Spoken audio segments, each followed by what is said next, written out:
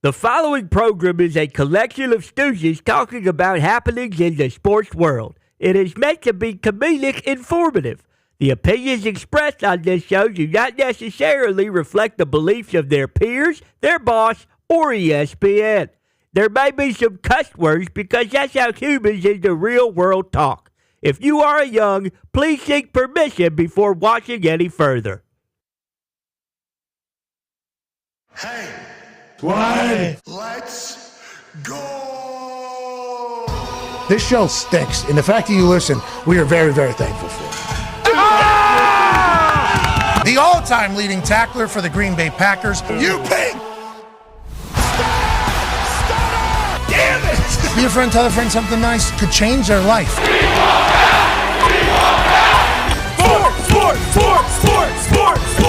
Hello, beautiful people, and welcome to our humble abode, the Thunderdome, on this Thursday, February 15th, 2024. This sports program starts right now. Sports! Will be talked about today in abundance. We have a lot of guests stopping by. Kendrick Perkins will be joining us in the second hour to chit-chat about what's going on this weekend with the NBA All-Star and his thoughts on where the NBA is. We'll have a guy named Chad Leistico. Boom. Chad Leistico joining us, who's an Iowa sports columnist, to talk about the historic evening that is potentially taking place tonight as the Iowa Hawkeyes women's basketball team play host to the Michigan Wolverines as 18.5-point favorites, and Caitlin Clark is 8 points away from breaking a record that has been in since Kelsey Plum, I believe, had it whenever she was in college at Washington. So we'll talk to him about what that's going to do for this evening. We'll also have defensive coordinator for the Kansas City Chiefs, who just signed an extension with the Kansas City Chiefs, Steve Spagnuolo, joining us, coach, the defense coordinator, in about 19 minutes or so. Now, sticking with the Kansas City Chiefs, we, alongside the rest of the world, are absolutely devastated and heartbroken about how yesterday's Super Bowl parade ended in beautiful Kansas City, Missouri. Obviously, leaving one person dead, who was a radio DJ, Lisa, I believe, and her children were shot. Over 20 people injured. It was an absolutely heartbreaking, devastating, terrible, horrendous ending to something that was supposed to bring the entire city together. Now, I assume that this is not going to be enough for some people, but we would like to send our positive vibes and our love to all those that are affected, because there's a chance that somebody who was affected by this potentially watches this show. Just know that we got you. You're a badass, and you should have never had to experience what you experienced yesterday. We do hope that smart people figure out how these events become a lot less common going forward. We do not have the answers, obviously, but somebody should. And that is not the way that we should live in a society, the United States of America, where we're scared to go celebrate something where it's supposed to bring everybody together. We cannot let the assholes win. We can never, ever do that. And what we must always remember is, even though it was full chaos, a man named Paul Contreras in the middle of this thing took it upon himself and another person that we do not know yet to tackle one of the three shooters. Two of them, by the way, were juveniles.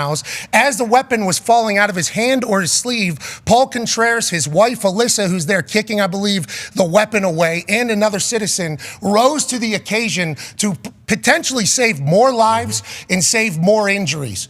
So as devastating and as terrible as this was, let's remember that there's absolute dogs that walk among us. There is good in our society still, and although we should and will hopefully take care of all the scumbags in our society to make us the best we could possibly be, there are people like this man and his wife and another out there. We don't know if they're ex-military or police or anything like that, or if they're just citizens who happen to be Kansas City Chiefs fans who took it upon themselves to rise to the occasion and spear an asshole and send them to jail for hopefully the rest of their lives. We appreciate that. We must remember that. And to everybody in Kansas City, we are very sorry that that took place on a day that was supposed to be remembered for everything the complete opposite of what it will be remembered for. Now, with that being said, our job as sports people is to maybe give you a mental vacation and chit-chat about what's going on in the sports world, and we will do that today. We're talking about everything. Hopefully our conversations will be a little bit of a distraction. Hopefully we'll bring a little bit of positivity and maybe a little unification, which is what sports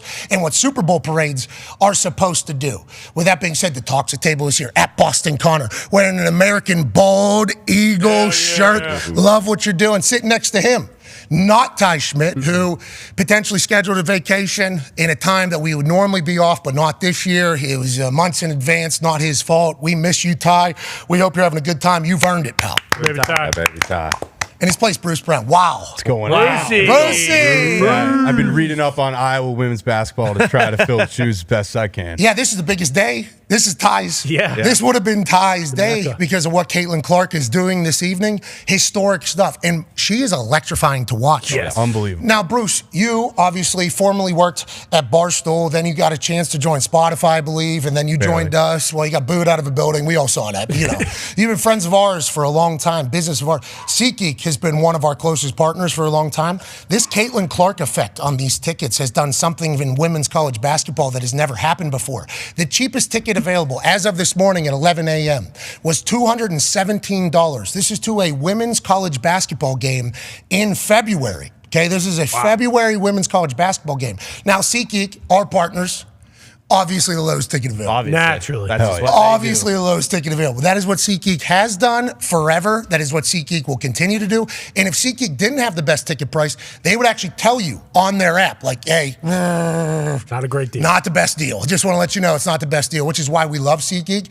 Shout out to Front Office Sports for doing this. The Caitlin Clark business is booming, Brucey Brown. Yeah, I mean, it's unbelievable just watching her play, the way that she, just basically effortlessly, it seems, gets buckets out there and kind of commands the court. But 217, you can actually knock that down right down just below $200 with code PAT30 to get $30 off. I did not know you were going into an ad read. That was not scripted, by the way. Glorious. That was not. Nice I thought there was going to be some ticket thing out of Bruce. Bruce goes right into an ad read. That was phenomenal. Hey, Bruce. Hey, you got to Here we bang go, it Brucey, early. baby. Early Yeah, often. football season has come and gone. PAT30, all events, concerts, any MLB coming up, NHL, NBA All-Star game in town, anything you want to go to, PAT30, $30 off. Well, not only, I mean, they got theaters, shows, everything. Connor, what if every time he speaks today, this is an ad read? I still can't believe it. That was a masterful. I mean, we are 6 minutes Earliest it's ever been into this show, and SeatGeek is getting the rub of a lifetime. What if that is Bruce's gimmick? He only speaks in ad Be reads. fantastic. And obviously, people know that our show is completely choreographed. Sure. Completely scripted. Duh. That was a nice surprise there. I want to let you, hey, shout out to you, Bruce. Good work, Yeah, Bruce. I actually grabbed the wrong sheet. This is Monday, so it might have to be ad reads only. Yeah, Pat 30 every single time. Shout out to SeatGeek. We appreciate him. Shout out to Caitlin Clark. You know, because as a guy who has a 9-month-old daughter, okay, she's so cute, by the way. Hell yeah. She's like jumping at this Yeah, point. good day, good night last night. Nothing better. Happy Valentine's Day, obviously, to everybody out there. Hope, obviously we're all devastated by what took place yesterday at the Super Bowl championship parade, but maybe you got a chance to see your loved ones. A little perspective was put in there, and Valentine's Day was a little bit better. But like, as I'm watching her, grow, she's 9 months old. And I'm an asshole for doing this. But I assume I'm not the only one. Yeah, how can you know? But I'll see her, like, she's got like pretty good. She got pretty good. She can grab things, She's playing like a little drums with a drumstick at this point. I'm like, well, maybe a musician. Okay, maybe she's a musician. But then I'm watching her. She's like coordinated her arms and her legs. And I like immediately think, I'm like, Caitlin Clark, like maybe business women's college basketball, pretty good. What it will be in about 18 years from now, who knows? But it's like Caitlin Clark, Angel Reese, that South Carolina team. Yep. Women's college basketball is becoming a buzzsaw and electric as shit. And tonight, it's on Peacock, I believe. Yep. 8 o'clock. I think we're going to see history made. One half of the hammer. Dahn. Cowboys. Tone Diggs is here. Tone, what are you guys betting on these days? What is the go-to here? The Genesis Invitational starts today. Obviously, Tiger's back for that PGA. PT's off what? 12:25. 12:25. He starts. I think he was up to 180 to 1. He was 150 to 1 to win the tournament. His first event back. So we're betting on a little bit of golf. We're going college basketball, NBA, NHL, a little bit of Champions League, footy. Pretty much any sport that doesn't do with football, we are jumping into it. Spring training just started for baseball, so it's basically everything but football. It's kind of in the weeds. It's kind of where we make our money this year, to be honest. The other half of the hammer, Dahn. Cowboys, Bubba Gumpino back at the end of the table. I believe he'll be up and down today because I think we have potentially, Tyrese Halliburton's coming in studio. Nice. Yeah, obviously, member of the Indiana Pacers. It'll be his first time on the program. My relationship with the Pacers is interesting. They threatened to sue me a few years back, but I've always, had a pretty good relationship with them. This new team that they have, because obviously Paul George, Roy Hibbert, George Hill, Lance Stevenson. That group there was awesome, electrifying. I don't think I missed a single game whenever they were playing there. Tyrese Halliburton's bringing a new energy back to Indiana. Then we got Spicy P coming in out of Toronto. And I think the way the coach, it looks like Jim Carrey. Yeah, Rick Carlisle. He coaches the team. It's like the Indiana people who love basketball love this Pacers team. Excited to talk to Tyrese Halliburton. But wow, Tyrese Halliburton is not in the Thunderdome today. Bubba Gumpino will be here.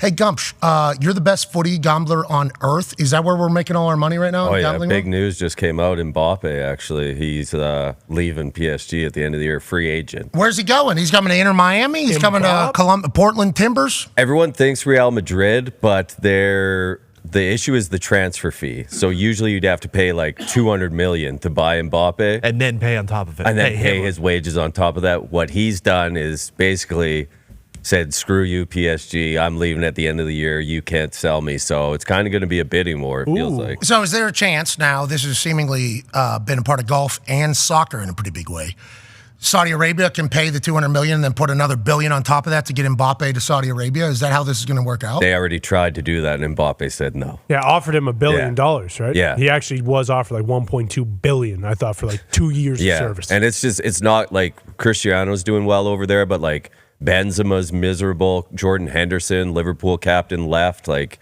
most players aren't happy in Saudi besides Cristiano Ronaldo. So I haven't seen a Cristiano Ronaldo highlight, I don't think, since he's gone and played over there. That's why most players probably not happy, because their legacies are kind of being talked about and they're kind of disappearing. Yeah, and like Benzema was like leading goal scorer for Real Madrid for years. Benzema! Yeah, legendary striker. He's not even playing for the team in Saudi right now. He got dropped. And they wouldn't let him. They wouldn't let him go to a team on loan in the transfer window. He wanted to go to England, and now it's like, now he's just not starting at all in Saudi Arabia. All right, well, that's soccer talk. Well done. Nice. Good catch up on footy. Yeah, I we're mean, doing sports today. Why doesn't Mbappe come over and play for the Columbus Crew? Maybe the Indy 11. Ooh. Maybe the Pittsburgh Riverhounds. New England Revolution, perhaps? Yeah. Next Wednesday, we're live. Inter Miami gets it started. Where? The MLS? Yep. Only game, standalone game, Wednesday night against Real Salt Lake. Wow. Tough squad. Huge one. That's a Doesn't big count. Tough squad. Yeah, does this count towards the standings? Yeah, this is league. Because remember last year MLS did that really cool thing where Messi came over, he won like 10 straight games, and then they said none of those counted towards the MLS standings, so the Miami team didn't make the playoffs, so nobody watched the MLS playoffs. Yeah. That's right. This game counts? This is the league, baby. This is where it starts. Okay. Come on, Messi. Yes. This is the best league in the world, right, MLS? We got the best player in the world. So, ipso facto. So Also added Luis Suarez, legendary striker. Like, that Inter Miami squad should be you didn't good. say it was the best league in the world. What's that? Gumps, we got the best player in the world, the Balloon Door. Yeah, second best player, Suarez. The Balloon Door. Yeah, best player in the world. You Sure. too. Oh, my Balloon God. Door. Yeah. We got it. Absolutely. Should be a good We year. don't want it. All right, let's talk a little bit of football. There's a lot of things coming out. You know, there's a Dynasty docuseries coming out, I believe, on Apple about the New England Patriots. They've interviewed, I think, a lot of very important people to the New England Patriots. Adam Vinatieri being one of them. He will be guest hosting our show tomorrow because I believe his Dynasty docuseries on Apple drops tomorrow. Yep. So Adam Vinatieri, who was a part of that and interviewed a part of the Dynasty documentary, will be guest hosting here. I can't wait to see hell. Oh, yeah. He's going to be so shredded. so jocked up. The producer of this Dynasty thing was on Up and Adams on FanDuel TV this morning, made a comment about Ernie Adams that has certainly raised some eyebrows. Did Ernie give up any of the secrets?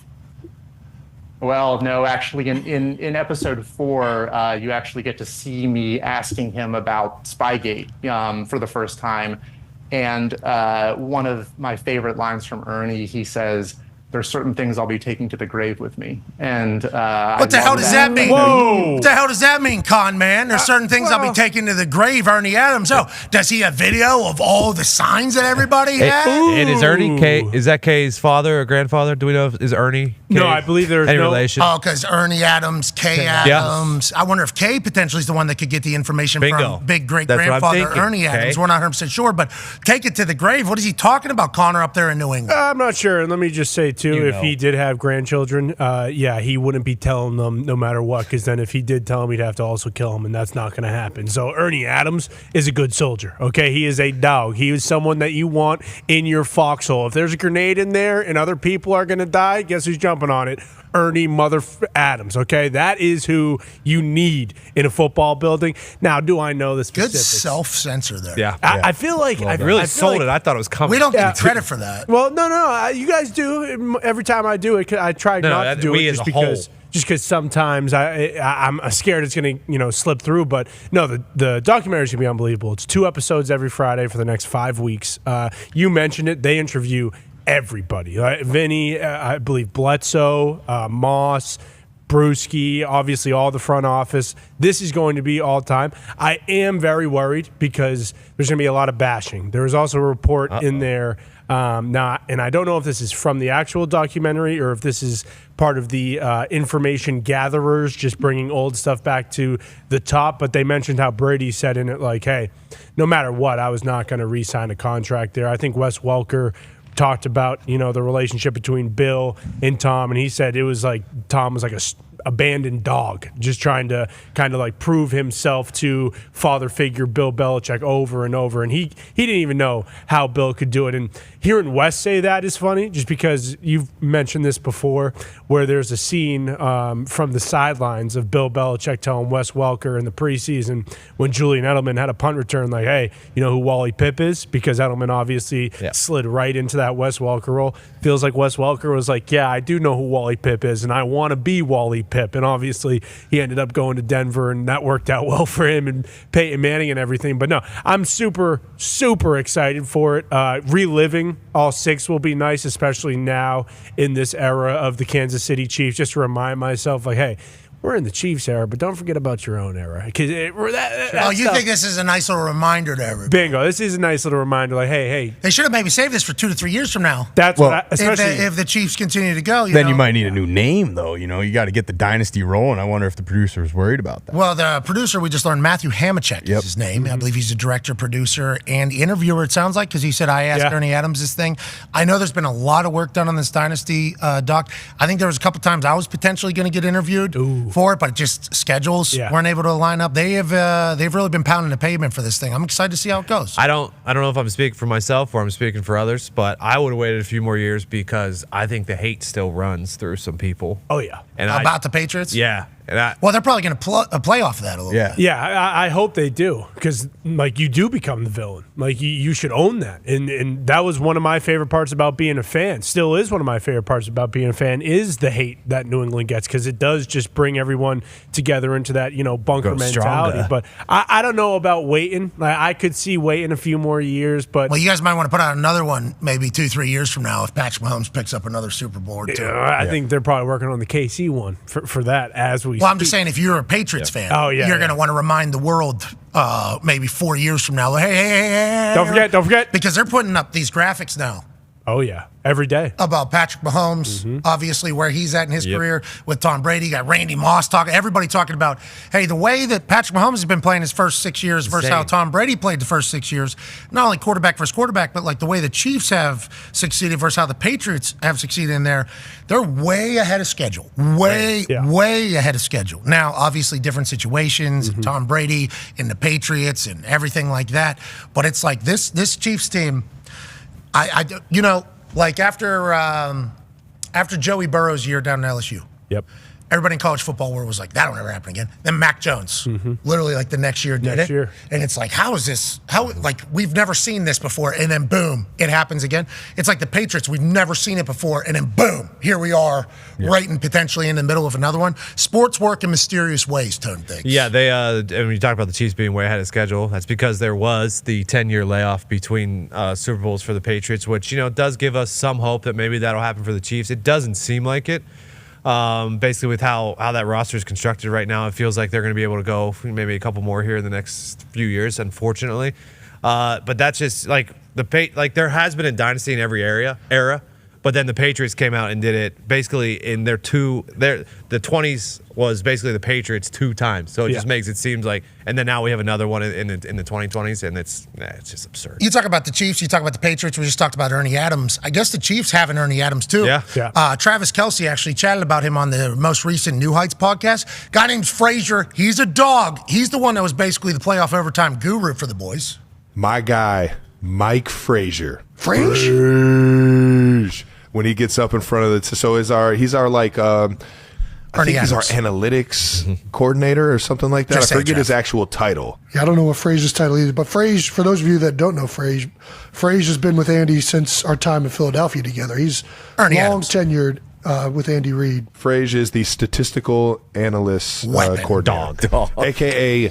Head of analytics. He kind of brings it all together. Cool. He brings it all together. He's the one that goes over all these scenarios, all these big-time situations. Yep. And a half and a game.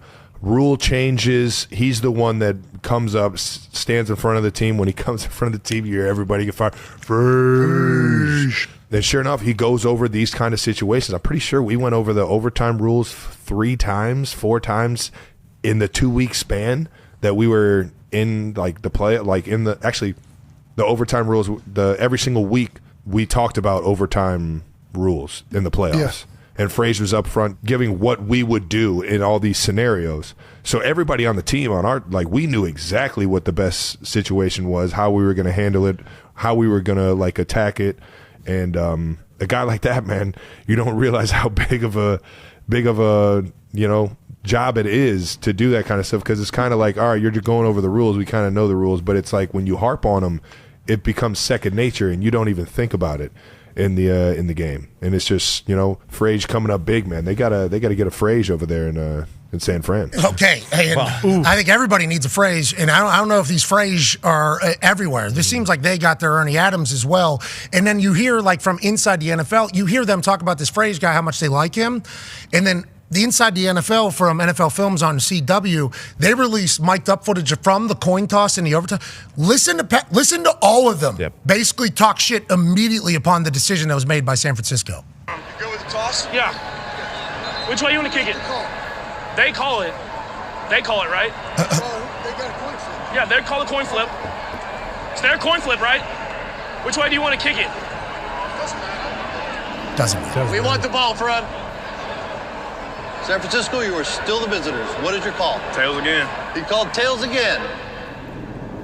Good coin toss. Oos at the beginning, too. Good coin toss. It is tails. You want the ball. Which way do you want to kick? We're going to kick that way. San Francisco will receive first and overtime. Good luck, gentlemen. That's nice. They want it. They want the ball. They wanted it. Hey, they wanted it. They wanted it, baby. We want them to have the ball. They want it, they can have it. Hey, even if we score a touchdown, they still get the ball. I didn't know that. We won the toss, we were going to kick off too. We got what we wanted. Literally in real time in the Super Bowl in the biggest moment. Then there's some B-roll of a close-up shot, 4K, of Patrick Mahomes' face during the coin toss as it goes down. And you see his eyes just open up slightly whenever they say they want the ball. We want the ball. We're going to receive. What? Ooh, okay. What? And that's because of Frage. Yes. I think it's because of the Frage. They probably went through all the stats, all the analytics of like how many times does it get to a third possession with these new rules. We definitely don't want to go second. It's like college football. We want to know what we have to do. If there's a fourth down decision, we would like to already know ahead of time what it is. Like the amount of times it sounds like they were told, hey, if we get to this situation, this is what we're doing. And then on a complete flip side, you got Juszczyk going, hey, we know, did we? If we score. That doesn't matter. Was big brain guy. That's not just like. That's Harvard brain. Yeah, Harvard guy, yeah. Joining us now, ladies and gentlemen, is a man who held the San Francisco 49ers on that first drive in overtime to a field goal, which I assume everybody on their team knew. Yup, okay, we just won. The coach of the defense that stole the show all year long just signed another extension to remain the defensive coordinator for the Kansas City Chiefs. Ladies and gentlemen, defensive coordinator, Steve Spagnuolo. Yeah, go! Paisan, how we doing? What's going on, guys? Hey, thank you for joining us. Congrats on a massive win. Congrats on a massive Super Bowl win. And obviously, all of our hearts and positive vibes are in the city of Kansas City with how that thing ended yesterday. Yeah. That is devastating for all parties and heartbreaking, because that's not what football is. And that's not what that parade's supposed to be about, Coach. No, you're right, Pat. I'm glad you brought that up. I mean, it was as great of a day as it was. It was really sad. And, of course, our prayers and hearts go out to the families that were affected. But just a tough way to end it. We don't want to take away from what a special accomplishment it was, and trying to share it with our fans. But kind of sad. And like I say, we pray for those that got affected. Absolutely. And there's going to be people that say it's not enough, but hopefully this will become much less common going forward, and we can never be afraid to come together as a society and celebrate something special. Now, moving on, talk about celebrating. The overtime conversation has been a big deal, obviously because these new overtime rules. Inside the NFL just released some mic'd up situations where seemingly Frazier, I believe is the guy's name, who's Ernie Adams, seemingly, of the Kansas City Chiefs, where he broke down what the overtime rules are and what we want. So as soon as the San Francisco 49ers say they want the ball, you immediately know, okay, we got to hold them to 3 or less, and with Patrick Mahomes, we're going to win this game. Is that the mindset as soon as it kind of happens, Coach? Well, from a defensive standpoint, Pat, I mean, our mindset it never changes. I mean, we're going out there to try to prevent points on the board. It wasn't like, hey, we can give them a field goal and we're okay. We don't want to give them anything. I mean, quite frankly, the one that, the play that sticks in my craw a little bit is that 3rd and 13. Unfortunately, we get a penalty on it. Otherwise, we get them to punt the ball, and then, maybe Patrick just has to lead us down to a field goal and win the game. But listen, our team, our defense, our players all know what we have on our offensive side of the ball. We know who we turn it over to. And so if you can, it was vital that we didn't let them score a touchdown. Didn't want them to even kick a field goal. But with 3 points and Patrick going out there, we at least had the confidence that we might get another shot to go out, right? If we kick a field goal and we tie, we get to go back out defensively. So it felt good. Coach, let's talk about your defense. You said, I think during the playoff run, you said all 11 guys have a high football IQ. You say normally there's at least 1 or 2 guys or whatever the case is. At what point during the season do you recognize that? And can you just dial up anything you want? What does that mean for you as a defensive player? You could just do a lot more, it gives you more freedom. What does that do for you having guys that smart on the field? Yeah, it made us much more. We like to be multiple, okay, Pat? We've always been like that, but it allowed us to do more. And the statement I've made, because I've been blessed to work with a lot of high IQ football. Antonio Pierce, who's now a head coach in the league. Tyrann Mathieu. I can go on and on. James Laurinaitis when I was in St. Louis. But this was the highest number of guys on one unit that we've had. And when you have that, you feel confident in any type of in-game adjustment, anything new that you put in during the week, that the guys are just going to embrace it and roll with it. And they did that all year long.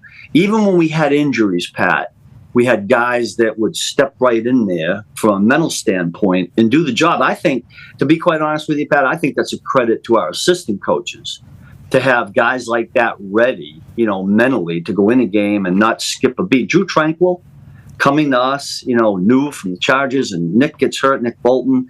We step in, we don't skip a beat because he's a high cerebral, high IQ guy, and we were able to keep him doing the things we do. How many times have you said wicked in your life, Coach? You get the Boston accent coming out. Oh, my God. You said Chargers?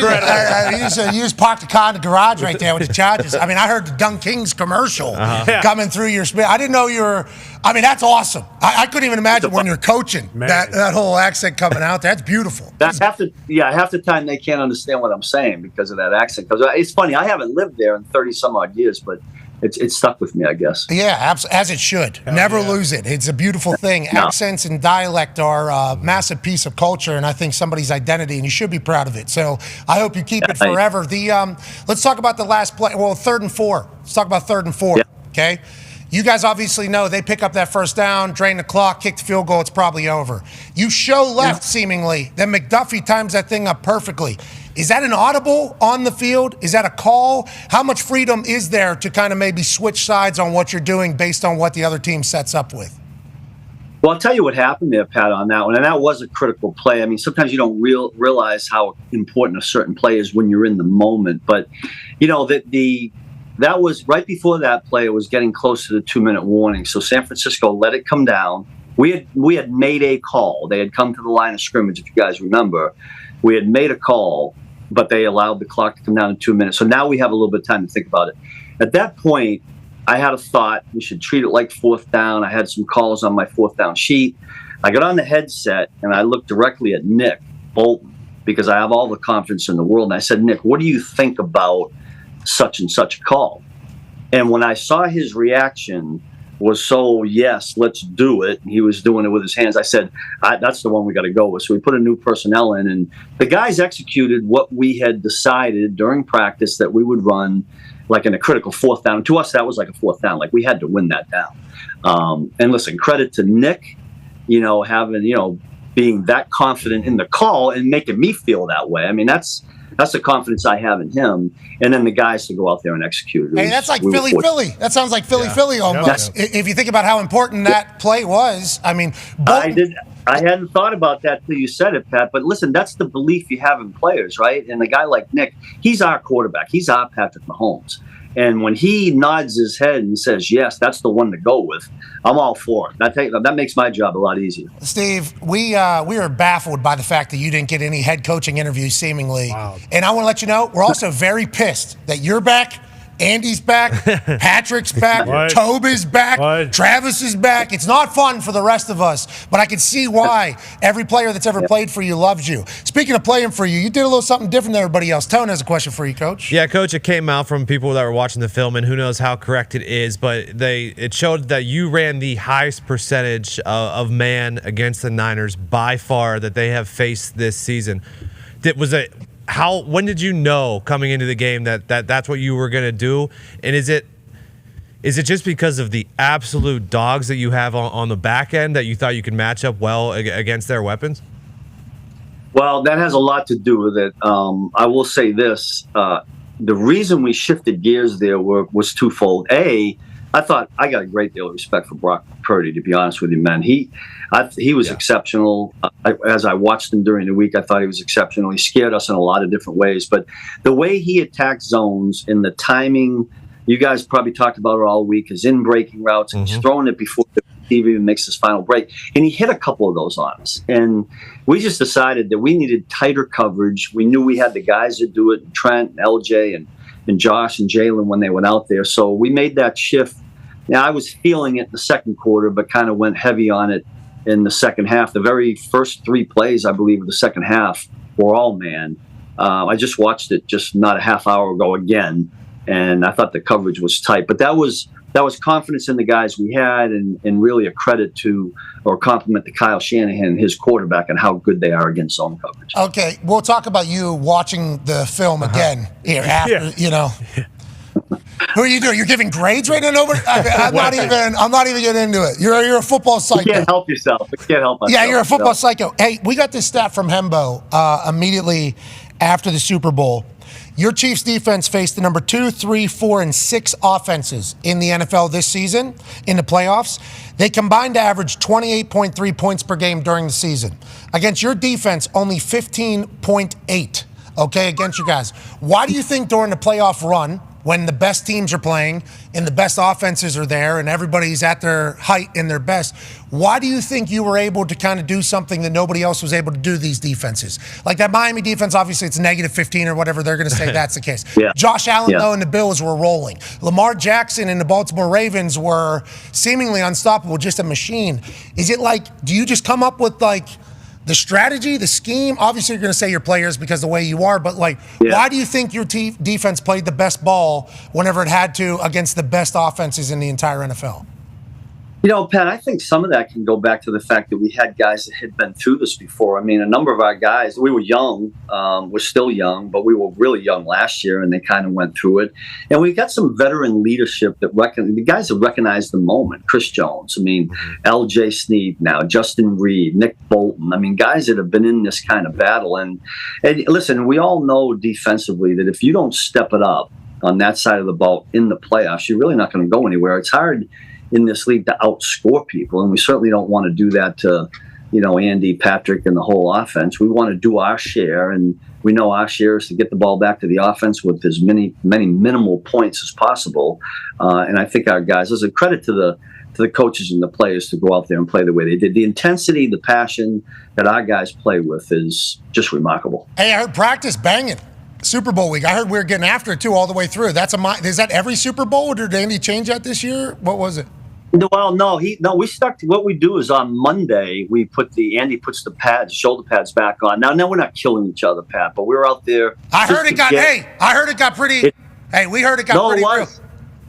Oh, the guys were into it. Well, listen, they didn't play a game on a Sunday, so they needed that weekly, hitting people, and we got after it pretty good without hurting each other. It was great. It was great. Great practice to be a part of. Yeah, I bet you. Coaches love that. Hey, yeah, I loved it. Yeah, awesome. Coaches love that. Some players are like, what the hell are we doing out here today? This is Super Bowl week. Coaches are like, you see the boys, they're ready to go. Yeah. One of the guys you mentioned there, obviously, Yvette, going to be a free agent. Connor has a question for you. Yeah, Coach, you said Nick Bolton's the Mahomes of the defense. It feels like Chris Jones is probably the Travis Kelce then on the other side on that defensive line. And yesterday he said he was coming back for another 3 years, and his agent wasn't too happy about the amount of booze in him and that he was being served, but that was probably music to your ears. But how awesome is it being able to, talk to Bolton and also know all those guys on the back end can do their jobs when you got, Chris Jones and you only need to cover guys for 2 seconds because of how good he is. And what does he bring to the defense, just even on a day-to-day basis as one of those leaders on that front seven?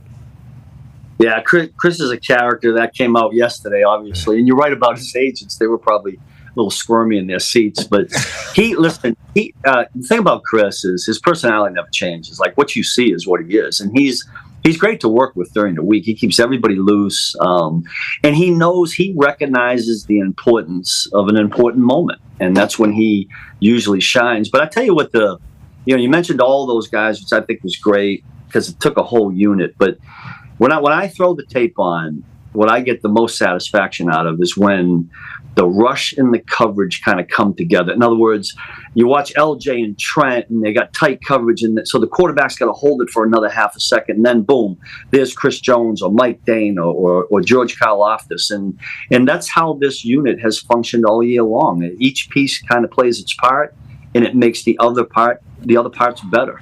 And a guy in the middle, I keep coming back to Nick, but the guy in the middle makes it all go. It's a fun defense to watch. It really is. And then as we talk to like Eli Manning, who described Antonio Pierce, who described you as Spags, it's like as you start watching, it's like, oh, this is all, everybody's on a string here. Everybody's playing the same music. One band, one sound. That is kind of how it's all going. It's championship run. Now, what's your relationship like with Patrick? Because Patrick, I think after the first playoff game, he said about halfway through the season, I had to evolve as a player and realize, we got a defense that's really good, so I don't need to maybe risk it as much. We can punt the ball and let our defense kind of do its thing. That was interesting to hear, especially from a guy who everybody wants to say, this is the greatest quarterback of all time. His ego could get in the way and say, no, our offense is going to do this. So for him to be open and say, I had to realize that I need to not mess it up for our defense in the middle of the season. What is your relationship with him, and what do you see behind the scenes out of that guy that legitimizes all the GOAT talk that's currently happening just 6 years into his NFL career? Yeah, I mean, listen, what you're saying is exactly. Patrick's a team guy. He's all about winning. He's all about team, and when you're on the other side of the ball, that makes you feel tremendously good. That was a huge compliment that Pat paid to all of the defensive coaches and players when he made that statement. And we believe in him the same way. And it's a two-way street here. But you watch Patrick Mahomes operate day to day. He walks by my office every day on his way to the quarterback meeting room or when he's on the field. And it's always about making all the other guys better. It's not Patrick doesn't sit out there and make it all about him. He wants to win so bad. He doesn't care how it happens, and that's the beauty of Patrick Mahomes, and it's the beauty of the rest of the guys who have all kinds of confidence in him, and they'll roll with him at any time. We rolled with him. Like I say, thank God we had Patrick Mahomes at the end of the game because you give up a field goal and you're just not really sure what's going to happen, and he comes right down and scores, and we all celebrate. We all knew what was going to happen. Yeah. Watching. I mean, everybody watching, literally. Everybody watching, I guess except for Niners fans probably. And that Niners defense, phenomenal as well. Not even, but it's just, he already has the Tom Brady effect. You gave Patrick Mahomes a chance here. Right. And he's going to go. He's only 28 years old. Spags, it makes no sense. Amazing. He talked about growing up in a locker room. You think that helped, obviously? I got to believe it did. I tell you what I've been trying to do, guys. I wanted to see if he could be the first two-way player. We can get him over safety, get him to play corner. I don't think Coach Reed's going to go for it, but how about that, right? Wouldn't that set a legacy? Hey, he's got some speed, too. He'll start opening up the stride a little bit. Listen, that guy can do whatever he wants. If he wanted to be the ping pong champion, he could do that. He could be a golf pro if he wanted to be. I mean, he's just that naturally gifted, and he's a great person. I love being around him. I mean, just all kinds of energy. Well, he's very thankful that you're the defense coordinator for his team and that the rest of the NFL is seemingly not interested in you. Man. How about no more old people are allowed to be hired as head coaches? No chance. Which sucks, Bags. I want to let you know, that sucks. You're not supposed to be there for 3 more years. Bruce has a question for you, diehard Giants fan. Yeah, Coach, first of all, thank you for the contributions to those Giants Super Bowls. I read that at halftime against the Bills, you kind of switched the defensive line's rushing lanes and played more zone coverage in the second half when you were playing man in the first half. Can you just talk a bit about how you approach halftime adjustments and how important those were to the Super Bowl run? Yeah, Bruce, listen, one of the things about halftime adjustments is if you're we all have, as coaches, have ideas of, we need to change this, we need to do that. But a lot of times it depends on what the players can handle. And I'm going to go back to what Pat brought up about the number of high Q players we have. You can't make those adjustments on the run in a 12-minute halftime adjustment period unless you have guys that can mentally, absorb it first and then produce it on the field. It's funny, I don't. My mind is blocked on the Buffalo game. I'm sure what you're saying is true. I just know that Josh Allen is not an easy guy to defend. He's one of the toughest ones in the league, and we kind of scratched and battled in that game. I mean, he got him down there, and they missed that field goal, thank God for us. But anytime we feel like we're making a good halftime adjustment, it's just because we're complimenting what we think our players could do. Yeah, and the high football IQ, that's like what the Patriots had for all that time, where they were able to have 4 different strategies seemingly going into the game, making quarterbacks see ghosts. Feels like you guys are in the middle of that run. Can you take me through a week for you? So, like, Sunday game, then Sunday night, we're starting to plan for the next quarterback offense, and then you're putting by what time do you know what you're going to be doing to the next team? Because right now you're the guy on the defense side. Hey, you're the guy on the defense side of the ball. So I would just like to know, like, your process. So at what moment, like on a Tuesday, do you know what the plan's going to be for Wednesday install? Like, when do you know what you're going to do to the person? Well, I mean, first of all, you guys know it's not one guy. I mean, I keep going back to OC. I'm sorry, but no, but you know what I mean. It's really important that and we're a collaborative group when we do a game plan. Listen, when a game ends on Sunday, if it's an away game, I'm on the plane. We all watch it and then try to get some rest Sunday night. But Monday's a complete grind with no players there.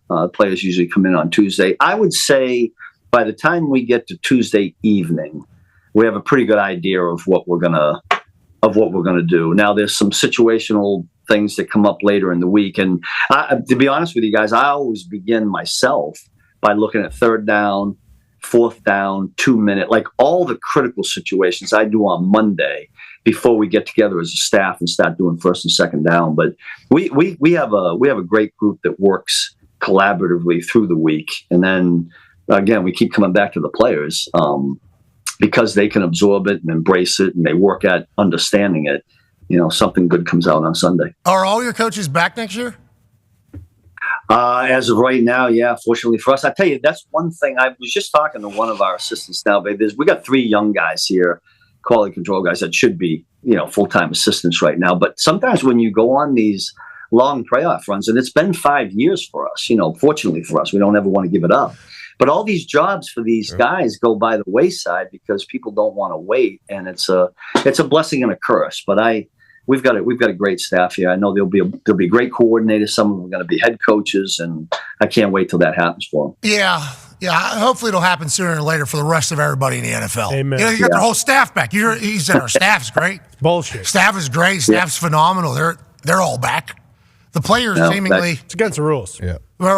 They're all back. Well, I tell you, the one thing I do fear, guys, we have quite a number of defensive guys whose contracts are up, and we know we can't keep everybody. One of the things I was praying for each week during the playoffs was to get another week working with these guys, because I've been in it long enough. You guys know it changes every year. That room changes, and this was one of the best rooms I've ever been blessed to have, and working with them every day was just a joy. So it'll change. Every group changes. Yeah, Veach will figure it out. Yeah, that's a whole. I mean, it's a whole. Which He should have to retire too. Amen. Connor's No. got a question for you, Coach. No, I need my guy Veach. Don't let my guy Veach get out. No, we need him to retire. We need you to retire. We need Reed to retire. Right. We need Patrick Mahomes to say, you know what, 4's enough. Him retire. Right. We need the whole thing, Spags. That's what we need. Connor's got a question for you. Yeah, Coach, when you're going into games against teams, and whether it's the playoffs or even later in the season, like, for instance, the Niners, I believe their last loss before you guys was to the Ravens. Now, do you go back and do you watch tape of the Ravens to see what they're doing, and then do you pull from that, whether it be plays or strategies that they're using, or is it mostly like, hey, we do what we do, I'm Coach Spags, I'm the best DC in the history of the National Football League, I don't need to pull from anybody, or how does that work? No, but I'll tell you this. First of all, that was one of the games we looked at because Mike McDonald, actually, Mike and I worked together at Baltimore. He was my quality control. And so there's some similarities in the scheme. But, hey, we're a beg, borrow, and steal profession. I mean, I'm not that. Listen, I'll steal an idea or take somebody else did. We're not that stuck on what we do. But I think there is something to be said for going and looking at tape of a team that successfully defended an offense. So there is a lot of that. Baltimore was one of the games we picked out. There was a couple others. And then we believe in looking at games of teams that have a similar defense to we run, like a 4-down front as opposed to a 3-4, because we think like one game, people will attack it the same way. But Baltimore was one of those games. I thought they did a terrific job against San Francisco in that game. They played them. Okay, well, let's talk about some of these teams because it feels like you are the puppet master for, well, you and your staff, obviously, and your team. Yeah. Coach Diggs got a question for you. Last one, actually. Yeah, Coach. Sure. A lot of people were shocked or surprised that the Ravens and the Niners, particularly in the third quarter, just stopped running the football. Now, was that a shock to you or as well, or was that your goal? Was that part of the game plan to get, because that was obviously those two teams' strengths mostly? And is that something that you wanted to happen, obviously? Yeah, because we were told Roger Goodell told them they're not allowed to run anymore because Taylor Swift needs to make the Super Bowl. You guys are into the Taylor Swift effect, right? Whoa! Just telling you what I was told on the internet. No, but that was a conversation like, hey, they stopped doing what they were good at. And everybody's like, that's a bad decision by them. But we think there's a chance that you potentially, your defense was a reason why they did that. Was that a surprise to you? And did you expect it? Great question, Tone. Well, what you're saying is true. I mean, one of our goals against both those teams was to stop the run force, to try to get them one-dimensional. Now, both games were close enough that I thought maybe they would stick with it a little bit more. But look at, those are smart offensive coaches. They make decisions for certain reasons. And I think in both those games, we at least, I thought, hung in there against the run. And maybe they decided that the best way for them to, get some points on the board, be a little bit more explosive, was to throw it. But listen, we got to defend whatever they do, and we were scared to death of both those teams running football. Okay, well, it sounds like you're going to be scared to death to a couple more championships over the next few years because for some reason everybody's staying in beautiful Kansas City. Thank you so much for the time. What's the offseason look like? You're already watching film? We're already preparing? We're doing a little film, but I'm getting on a plane tomorrow. I'm going to go down to sunny Miami, enjoy a little bit of time down there with my wife because she deserves it, and then get back here and get back at it. The combine's right around the corner, guys. It's like 2 weeks from now we're at the combine. It's like it happens quick. Yeah, we did not know that. We actually scheduled off for the combine. It's in Indianapolis. We thought it was at least a month away. It's very quick. How about that?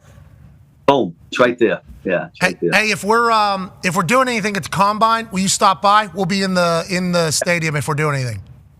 Absolutely. Bank it. Put it in the books. Boom. All right, we will put it in the books. Bruce. Enjoy Miami. You're the man. Ladies and gentlemen, 4-time Super Bowl champion, defense coordinator for the Chiefs, Steve Spagnuolo. Yeah, Coach. Did we know that he had that big of a wicked accent out of Boston? That's awesome. I knew he was a mass guy. I think maybe it's because he coached for the Giants. I did not know that. I thought he was like a New York accent type guy. But boy, that guy is from the heart of Massachusetts. How about when he said the charges, they did this? Yeah. I mean, he sounded like the Dung Kings commercial. 4-3. We look at guys who run a 4-3 front instead of a 3-4. Yeah, Drew Tranquil. I mean, that was, I did not expect that out of him. No. I should have known a little bit more about him.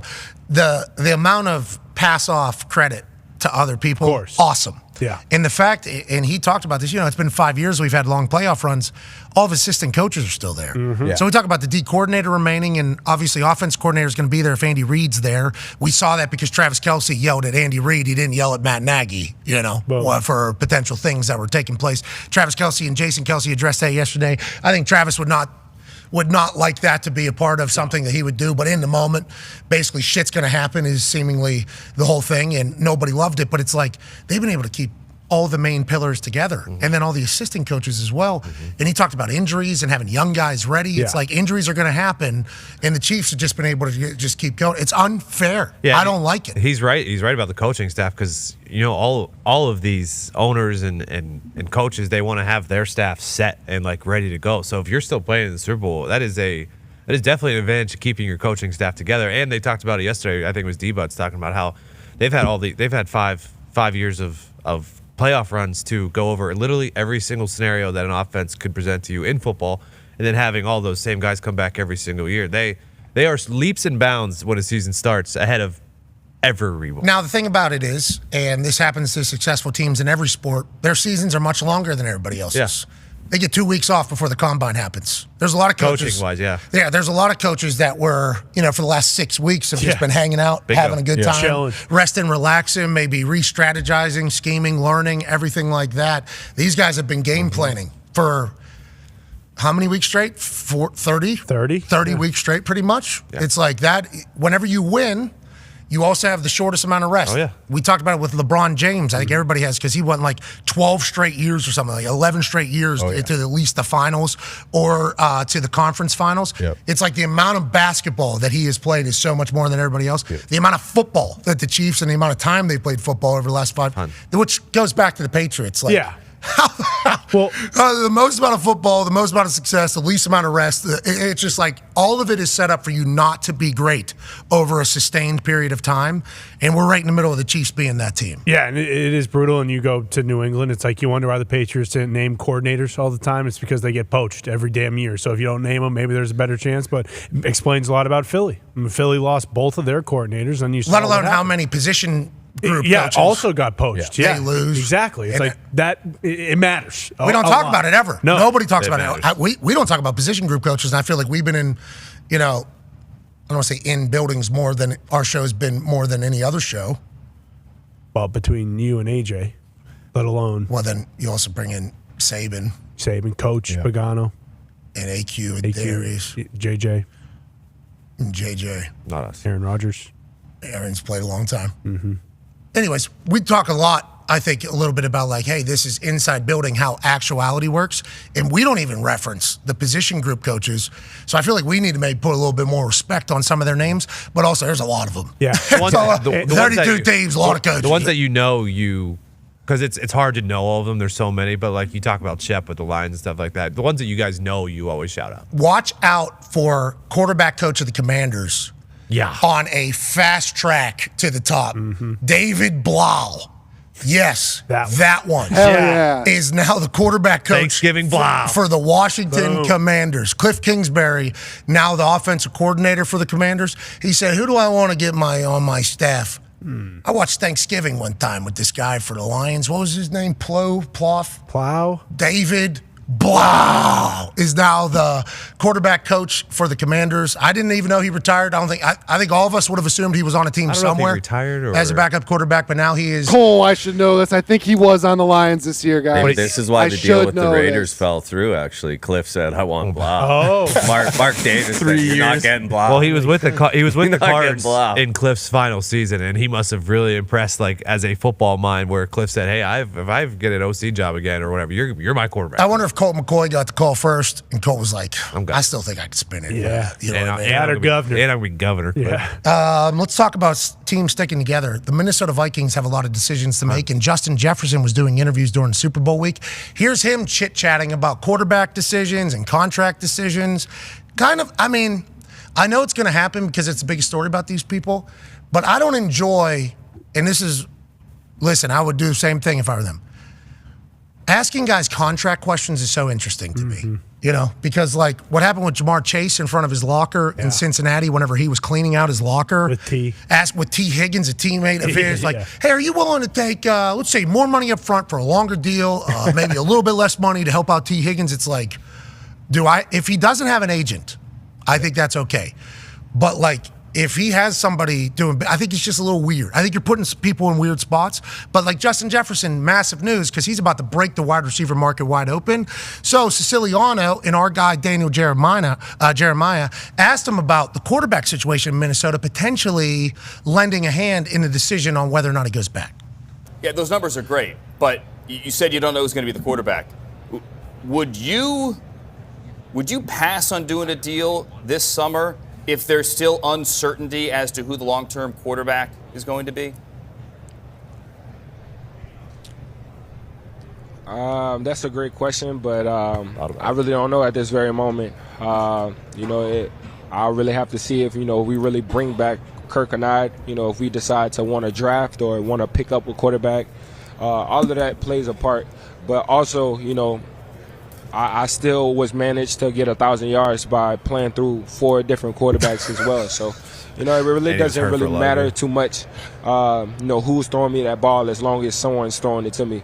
I feel like I'm confident and I have the ability to make plays, no matter if the ball is, 100% accurate or if it's a little behind or a little in front or a little off. So I'm always confident in my game, confident that I'm going to play the same no matter who's going to throw me that ball. But, of course, having Kirk out there to be that leader and that captain and to throw that ball with accuracy and precise as he does, it definitely is very, valuable and useful being a receiver. Phenomenal answer. Yeah. From Justin Jefferson. Complimented Kirk Cousins, put Kirk Cousins over, also flex a little bit. Hey, just a reminder, 4 different quarterbacks still had over 1,000 yards, and I was hurt. So if they can't spin it and they're not accurate, I don't care. I'm going to catch the ball. Let's remember that. And it has become something where it's like, all right, Justin Jefferson is about to get paid like a quarterback. Yes. So will the Minnesota Vikings be able to continue with Kirk? Everybody's assuming not, because you're not going to be able to pay wide receiver quarterback money and quarterback money, especially Kirk Cousins with what he's been able to do business-wise. You assume another team's going to have to do that. But it's like Justin Jefferson is potentially the focal point of the Minnesota Vikings, and that'll be vastly different than how we've seen teams built in the past. But why not a guy who's arguably the best wide receiver? You look at his stats and stuff. Oh, yeah. This dude is the guy. Historically the guy. We love Justin. I hope he gets broken off, but the salary cap gymnastics is going to have to be very real with that particular decision. Yeah, you're going to need Kevin O'Connell to be in his back. Because, you saw what Kevin O'Connell did with Josh Dobbs. He comes in right away and they win. And so that's incredible. And clearly he's had success working with quarterbacks. The Pastronaut did fall off. That rocket did not reach the moon. But still, there were a few games there. There was a short leash on him. Yeah. Yeah, they pulled him out. Yes, they did. They said, Pastor, it's fun in games, but we're about done with that. Still And then almost Nick made Mullins. the playoffs. Yeah. Legit. Phenomenal stuff. Nick Mullins against the Bengals throws that ball where Kevin O'Connell's watching it like, are you shitting me? And then they put him back in. Jaron Hall. Excuse me, that was Jaron Hall, not Nick Mullins. Yeah. Don't want to bury Nick Mullins there. Yeah, no reason to do that to Mullins, but nonetheless, Justin Jefferson said, you throw it, I'm going to catch it. I don't care. All right, let's just remember that's the case. Way to handle a good, tough business question as well on Radio Row on behalf of Sleep Number. Ooh. Sleep tight. All right, we're back for hour 2 on the other side. Be a friend, tell a friend something nice. It might change your life. Hello and welcome to Office Championship Wrestling live in Indianapolis, Indiana. Tonight we have a straight to hell match in which the devil will battle against our office wrestler, Dylan Boston. You might be wondering how we got here. Let's find out right now. And now we have to make a deal with the devil. Yeah, no big deal. Classic trial by combat situation. We got our champion, Dylan Bostic. All he's got to do, win the match, 1, 2, 3, and we're home safe. The only man that would take the job to protect us from the devil himself, Dylan Boston. Like you mentioned, Pat, there's probably about 5 or 6 other guys we'd rather have in this position, but we'll take Bostic, I guess. Not only are all of our souls on the line, the Office Championship Wrestling Championship, presented by Natural Light, is also on the line. Jesus, the devil's trying to put Bostic straight to hell! I do not want to Good go to God, hell! no! Don't Good God, no! Come on, Bostic, Pat! Oh, no. Oh, my. I'll see you in hell, Pat. The goddamn Easter Bunny's out here! What the hell's he doing here? The Easter Bunny is obviously here to help Dylan Bostic. Wait a minute. No! Oh, no! The Easter Bunny's been on the devil's side this whole time. Jesus Christ! Jesus Christ! What the hell's Jesus Christ doing here? The power of Christ is compelling Dylan Bostic. Look at this, Pat! Jesus Christ is bringing Bostic back to life! Jesus is going insane! And now Bostic's kicking wholesale ass in the ring! Jesus Christ has come to help Dylan Bostic defeat the devil and defeat the Easter Bunny. What's gonna happen here? Good God Almighty, it looks like he's going up in the scissor lift! Jesus is lifting the scissor lift! Jesus is now telling Bostic to come down. Don't do it, Bostic! Don't do it! Oh my God! Bostic's dead! He's dead! You can't tell from home, but that scissor lift is about 8 stories up, Pat! 80 feet in the air! Oh wait, he's tuning up the bed! The devil! Super kick! Into the casket! The devil goes down! The devil goes down! He shuts the casket! And Straight back that's to it! hell! The devil goes straight back to hell, where he belongs! With the assist from Jesus Christ of Nazareth! Dylan Bostic saves the PMI office's souls and wins the OCW championship right here on our first. The following program is a collection of stooges talking about happenings in the sports world. It is meant to be comedic informative. The opinions expressed on this show do not necessarily reflect the beliefs of their peers, their boss, or ESPN. There may be some cuss words because that's how humans in the real world talk. If you are young, please seek permission before watching any further. Hey, Why? let's go! This show stinks, and the fact that you listen, we are very, very thankful for. The all-time leading tackler for the Green Bay Packers. You pig! Damn it! Be a friend, tell a friend something nice could change their life. Sport!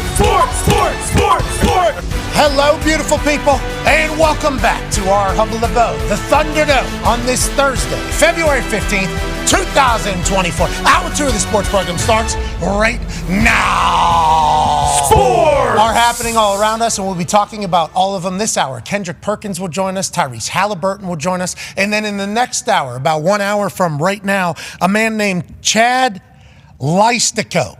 Boom. Nailed it. Chad Leistico, Iowa sports columnist, Des Moines Register, and Iowa City Press citizen, will join us to chit-chat about Caitlin Clark doing something historic this evening, where the cheapest ticket price is available on SeatGeek for $217 to watch her break the all-time scoring record for women's college basketball in the history of the NCAA. We'll talk about everything happening around the sports world with a couple great dudes. The Talks Tables here at Boston Connor and at Ty Schmidt. Fly, Eagle, fly, baby. Hey, thank you very much. You're a great dude, too. That was incredible. Spags, what if I almost just Self-censoring it. Yeah, I almost just actually said it there. What a weapon that guy is, actually. I couldn't imagine Unbelievable. how much they love playing for a dude like that. Massive Boston accent. I don't think I expected that at all going into the conversation, but he chit-chatted with us for like 30 minutes talking about how good his team is and how good his assistant coaches are.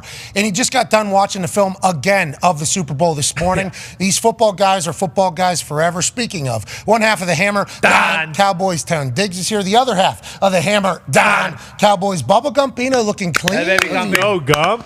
Gump, you might have to get up here for Tyrese Halliburton joining us in about 28 minutes or so. But what a great weekend here in Indianapolis. Beautiful, beautiful coming up. The dunk contest is going to be electric because Jaylen Brown's the first time like a superstar's really been in it, a guy who's got paid. And the three-point competition is absolutely stacked. Yeah, the NBA All-Star Weekend is happening here in beautiful Indianapolis, Indiana. I think Gumpsh is probably going to make an appearance in most of these things. Yep. I assume Connor's going to be making an appearance in a lot of these as well. Yep. The three-point contest is good because anybody can get hot.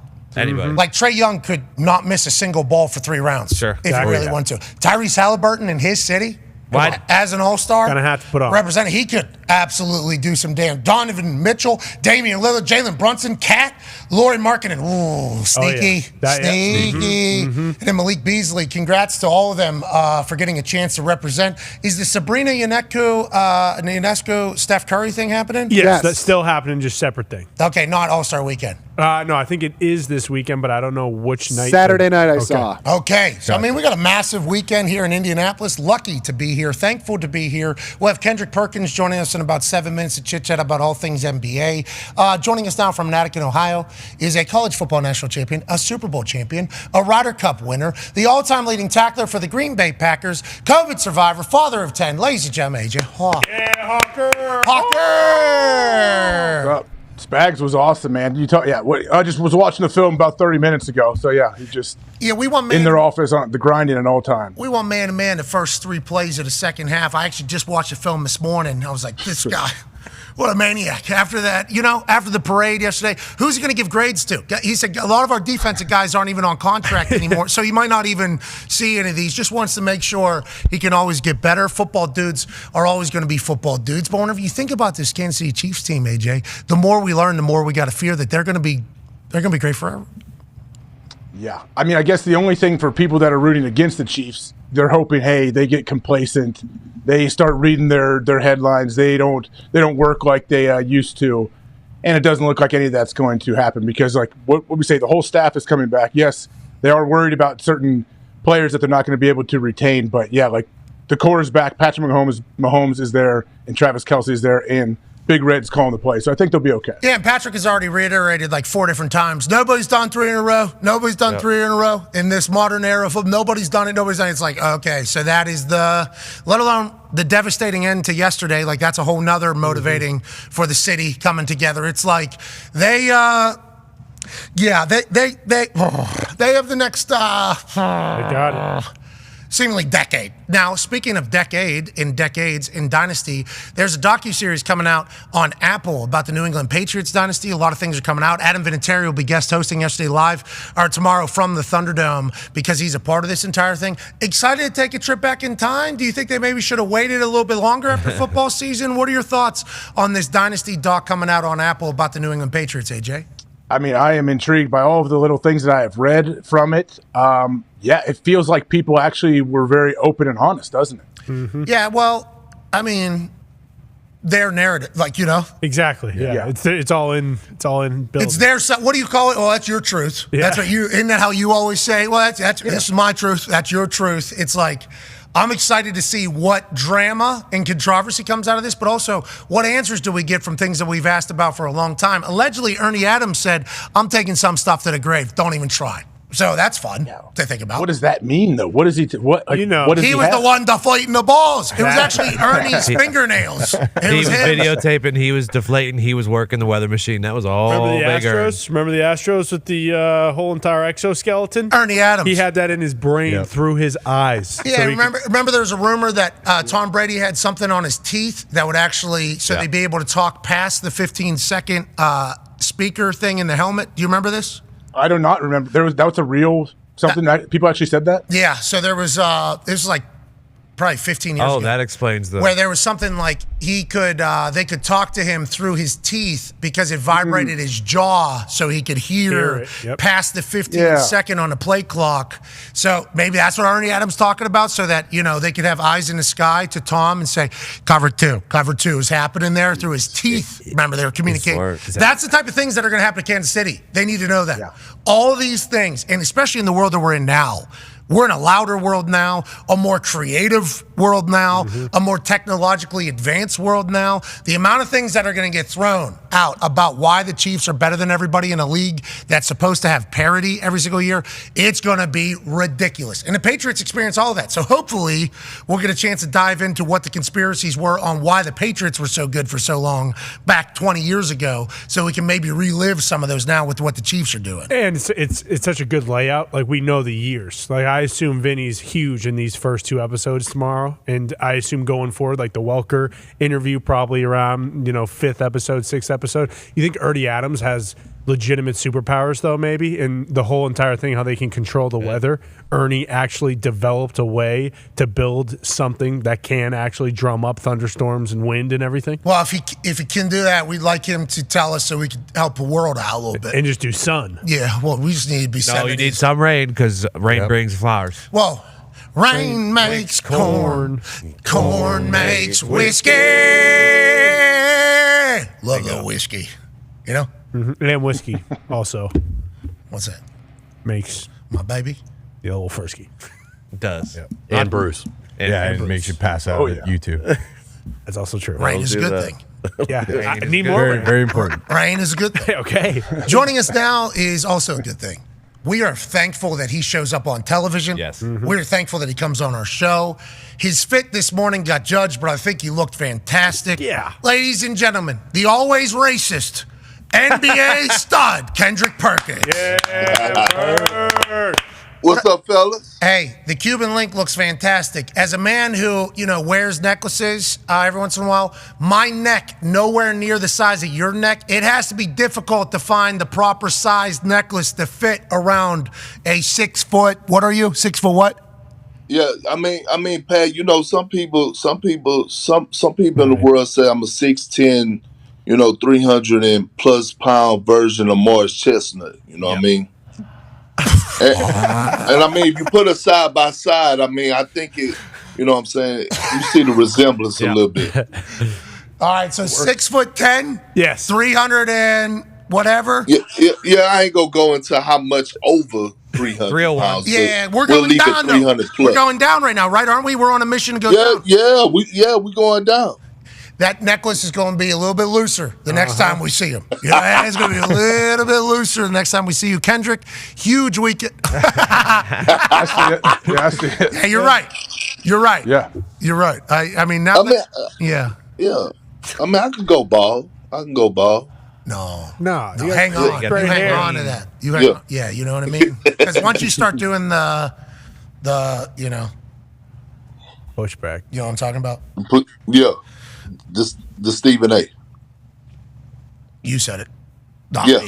Well, he knows. I mess with him all the time about it. He knows, but he's holding on to it. Kudos to him.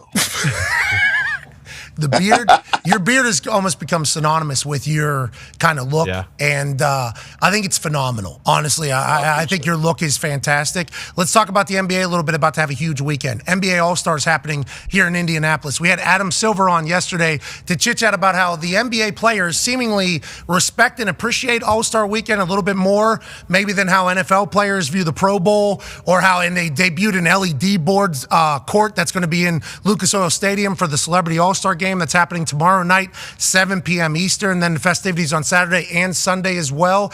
Is it just, is that a real take on this whole thing? Like, you guys in the NBA appreciate All-Star Weekend? You come into the league appreciating All-Star Weekend? Do OGs tell you to appreciate All-Star Weekend? Like, why do you think the NBA All-Star Weekend is what it is versus maybe what other leagues have to deal with every single year? Well, one, it's an honor. Two, right, guys get a lot of bonuses for making the All-Star, right? But on top of that, we got to give a lot of credit to Adam Silver. In my opinion, I feel like he's the best commissioner in sports, right? When you talk about a player's commissioner, when you talk about a guy that is going to do everything to make sure the players are, accommodated, make sure that the players, are able to benefit from actually, going down to All-Star Weekend. So it's so many things that a lot of those guys could capitalize on, right? And no matter what city it's in, Adam Silver in the NBA does an excellent job of making sure the players enjoy themselves and put on a good show, a great show for the fans. Yeah. Like, last year we had McCong, right? The kid, the kid that won the dunk contest. Excellent idea, right? Bringing in someone that actually wants to participate in the dunk contest, because we saw over the last few years, like the dunk contest was on the downward spiral. Oh yeah. The tops in the game, they didn't want to enter the dunk contest. Now all of a sudden you see a guy like Jaylen Brown, right, come in late, say, you know what? Let me add this to my resume. And that's what we want. We want guys like Jaylen Brown. We want guys like John Morant. We want Zion Williamson. And I think what Jaylen Brown did was fantastic, because he jumped off the porch and said, you know what? We need more of this. We need more of our, young superstars to participate in this dunk contest. It's a major thing. Thank you, Jalen. Love you, Jalen. Thank you, Jalen. Yeah. Because we as casuals love the dunk contest. Yes. Like some of the biggest moments from All-Star history will come from the dunk contest, whether it's, taking off from the foul line or windmill or the behind the back or any of the celebrations that take place. And then you're right. What it's become, I think it's easy for a lot of people that aren't NBA diehards. It's become something for like the casuals to be able to mock, like, oh, the NBA doesn't care. Look at the NBA players. Not only we got load management, they refuse to do like the dunk contest, everything like that. So Jaylen Brown coming back. Let's go, Jalen. Let's go, Jalen. Let's go, Jalen. Maybe next year we will get John Morant taken off in there. Zion just dropped 36 last night. Look out. Maybe next year we do get Zion doing his thing. But I appreciate how you NBA players view NBA All-Star Weekend, and we're very grateful it's happening in Indianapolis. There's parties and CMOs of every company, CEOs are in town here. It's like, it's the NBA Super Bowl, like Adam Silver said yesterday, and Indy is very, very lucky and happy to be hosting it. Go ahead, AJ. Perk, how bad do you think each team wants to actually win the game in the All-Star game? I know there's a big bump, I'm sure, in pay when it comes to that. And you think there's ever a time we're going to see a team score 200 points in one of these games? Let's go. It's a strong possibility, but I actually want to see guys go at it. So whatever that takes, right? Like, a lot of guys and you take the in-season tournament, for example. Guys were playing for that extra money. Like, you see guys that are getting paid $60+ million. Like, Braun wanted to win the in-season tournament, but Braun also said, I think it was Braun, or maybe Steph, one of those guys, no, it was Dahn, that, when you're competing for something, it's the competition within us as athletes that we want to win, right? If you're a winner, you want to compete, you want to win. That's number one. Number two, if it's a prize at the end, especially when it comes down to money, then guys are also going to take it to another level, right? It's like, no matter how people want to view it, it's two things that rule the world, okay? And it's money. Cash rules everything. Yeah, and it's women. Okay, yeah, can certainly get in there. Yeah, power. Yeah, because my wife ruled my household. Damn it, if she unhappy, I'm unhappy. But if she cool, I'm great. You know what I mean? And that's how it goes. So I think the more that they start upping the ante, the more that guys are going to start competing and actually playing some defense in the All-Star game. That's the only thing I want to see. Hey, happy Valentine's Day to you and the wife. Happy Valentine's Day. For sure. Happy Valentine's Day to you and the wife. And I assume you were so romantic last night. Big Perk, obviously, so romantic. Well, I mean, we talk, it's cold outside. Yeah. So it's big fella season. You know what I'm saying? Now, I was working, so I didn't get an opportunity to spend Valentine's with my wife. But I will be home on Saturday, you know what I'm saying? Yeah. And the big fella will be back. You know what I'm saying? So all the making up go happen. Yeah, it'll be a build up. It's even better now because it's like 4 days of Valentine's into 1 day. So much love. So much. And so much romance. Ooh. You know what I mean? We got a big time Saturday coming. Let's go. Hey, let's go, Big Perk. Go get it, Perk. Let's go, Big Perk. The East versus West, does that matter? East versus West making the game East versus West again? Because Adam Silver talked about that mattering. I'm so glad we went back to that format. Yep. I'm so glad we went back to that format. And it does matter. And I think like we're going to see the competition elevate even more. But you know who I appreciate? I appreciate a guy like Giannis Antetokounmpo. If you watch Giannis. Nailed it. Right? And hey, holy shit. You nailed that, Perk. Why you say that? Well, you nailed his last name. I can't get it. Well, it Pat, it took me 3 years. Okay. To work on that. Okay? I got time. Yeah, you got time. And who's the Tanesis? He's exciting to watch. He is awesome to watch. They need to put him in. They need to have what's his name? Tanesis? They just need to make a challenge for him. Yeah, that'd be cool. That would be. I thought it was Tanesis. I mean, it could be. Exactly. I mean, there's a chance you're. Well, I mean, we right. all working. We don't judge on this show. No. We all working. We love the content that comes from Tenacis. Yeah, trust Tenacis. Yeah. Anyway, and you know what else? Tough Let me acting. say this. I was playing on the team with Kevin Durant when I was with Oklahoma City, and he was going down to the All-Star game, and he had mentioned to me, he said, "You know what, Perk? I need to go get this under my belt." And I was saying, "What you talking about?" It's like, "I need to go get me an All-Star MVP." That's the mindset that I want to see all the players have, right? Like going into this game and saying that winning the All-Star MVP and adding that to your resume, that matters. All the greats have done it, from Bronze, to Magic, to Jordan. I mean, Shaq, Kobe, like that it matters. That shit matters. Going down there and wanting to add that accolade under your belt, I think that's huge as well. all right. Well, let's keep promoting that. Hell yeah. Because if we turn this on Sunday and we see that would be awesome. Sick. That'd be great for the NBA as well. I mean, if you want to go big picture. But now, granted, you got 82 games already. That's an added game potentially where everybody else is getting a break. So I can see how business potentially lingers into the mindset, especially with all the knowledge we have. But if we were to turn that game on now, first quarter. Not going to happen. No. Second, but if we see second half and they really get going, it's like, all right, that would be a massive win. Huge. I think for not only the All-Star for the NBA, but for all type of All-Star type events. Now, last time you were on the program, you made quite a big declaration that made our Knicks fan very excited. Bruce has a question for you, Kendrick. Yeah, Perk. So much has changed since last time you were on, Jalen Brunson was shoo-in MVP. We were winning the Eastern Conference. Obviously, OG Anunoby gets elbow surgery. Hartenstein goes down. Is there a reason for concern with the Knicks' recent slide with all these injuries? Or do you think, when we get these guys back in March, hopefully they'll be able to turn it on with about a quarter of the season left? Is it a reason for concern? Hell no. The Knicks fans around the world, all they need to do is keep a cool booty. Everything is going to be okay, I believe right now there may be, if I'm not mistaken, 3.5 games back from the second place spot. When they get healthy, this team could go on a winning streak, like a 10 to 12 game winning streak. So it's no reason to panic. Last night they played, I believe they were without 4 or 5 of their key rotational guys. Yep. And we know how, like, when the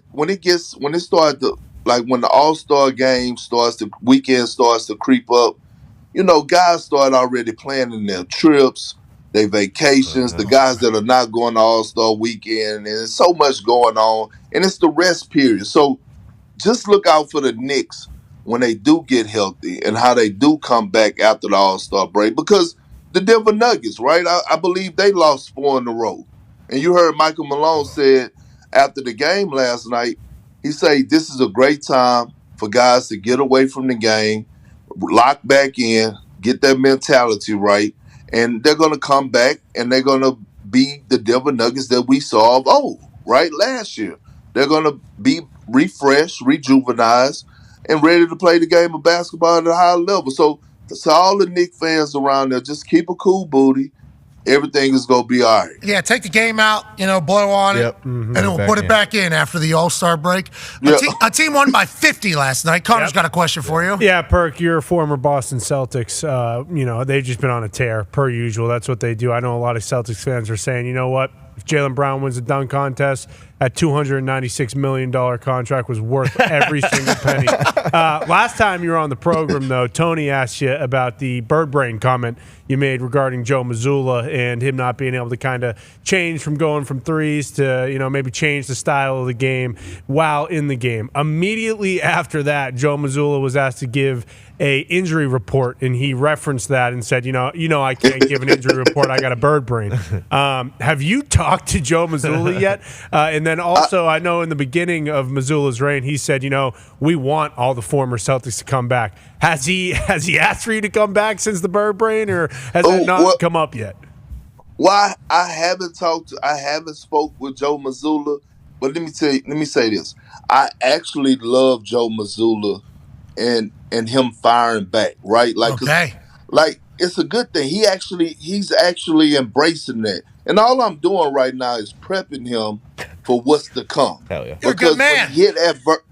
Because when he hit adversity, especially in the city of champions, Boston. Boom. Right? I played there 8.5 years. I don't think that's They're going to hit adversity, and the media is going to attack him. The fan base is going to attack him throughout 7-game series, and he needs to be prepared for that. You know what I mean? I actually love it. Now, the invite, I didn't receive the email, okay, that everybody else got. I didn't get the email at the beginning of the season. You know what I'm saying? I kind of felt my feelings because I do have a great relationship with my guy, Wick Grossbeck, who's the owner of the Boston Celtics. He actually came to my wedding. I saw him about 7 months ago when I dropped my book. He came to, my book release that I did in New York. Like, he's a great brother, a great friend of mine. And me and him always go back and forth on text message, because he may not like some of the things I say, but that's the relationship that we have. But I didn't get the invite, and I must say, I was in my fucking feelings about that. I think you're allowed to be. 8.5 years is a long time. 8.5 years is a long time in a city, especially whenever you win together. And I appreciate the fact that you said, I'm friends with the owner. I love the Celtics. I'm just trying to toughen up his coach a little bit. Come on. Yeah, you're still a part of the team. You're still a part of the team. Yeah. You're still trying to motivate. You're trying to build. You're trying to get them better. That's very nice of you, Perk. They should put a statue. They should put a statue of Big Perk today. I mean, I still have a job to do, and I have to be unbiased. And so when I think about what I've been seeing from the Celtics right now, first of all, they're going to win the Eastern Conference, okay? Oh! And they're going to win the Eastern Conference. Right. I don't think it's even close. To be honest with you, the depth that they have at the wing and guard position, and Jason Tatum and Jaylen Brown, Drew Holiday, Derek White, Peyton Pritchard has come along very well. I mean, the only concern I have for them winning it all is that I don't know how Kristaps Porzingis' body is going to hold up. He's never been on a run where he have to make a finals run like this, and we know that he's injury prone. But at the end of the day, when you talk about, like, it's night and day, the Celtics, as far as the separation in them and the rest of the Eastern Conference. What are they? The only team that's won 40 games, right? Yeah, only team with over 40 wins, 41 and 12, I think, is the record. Mm-hmm. Next best, they is get 36 and 18. Yeah, but what about the Pacers? Remember, the Pacers represented in the NBA Cup. Yeah, that's right, NBA Cup. They're going to hang the banner for it. Yeah, Tyrese Halliburton's coming in a few minutes. You can tell him that. No. I will. Look, I love Tyrese Halliburton, but tell him this for me. It's two sides of the basketball, right? The Pacers are excellent offensively. But if they don't change their mindset and start to lock in defensively, then they're never going to reach the goal that I know they want to reach, and that's actually bringing the championship back to Indiana. It's not going to happen. I mean, history tells. We don't smack the wood? No. We don't smack the floor? No. We don't smack the floor? The Pacers don't? Spicy peas helped a little bit. You're telling me we're not freaking, we're not doing... They got to smack the floor. They got to smack the floor, and they got to slide them down puppies. Slide them puppies. Amen. We're not doing that. All of their over-unders, I believe, for the entire year have been north of 235 points. Yeah, the highest totals of all time. Last night it was 245.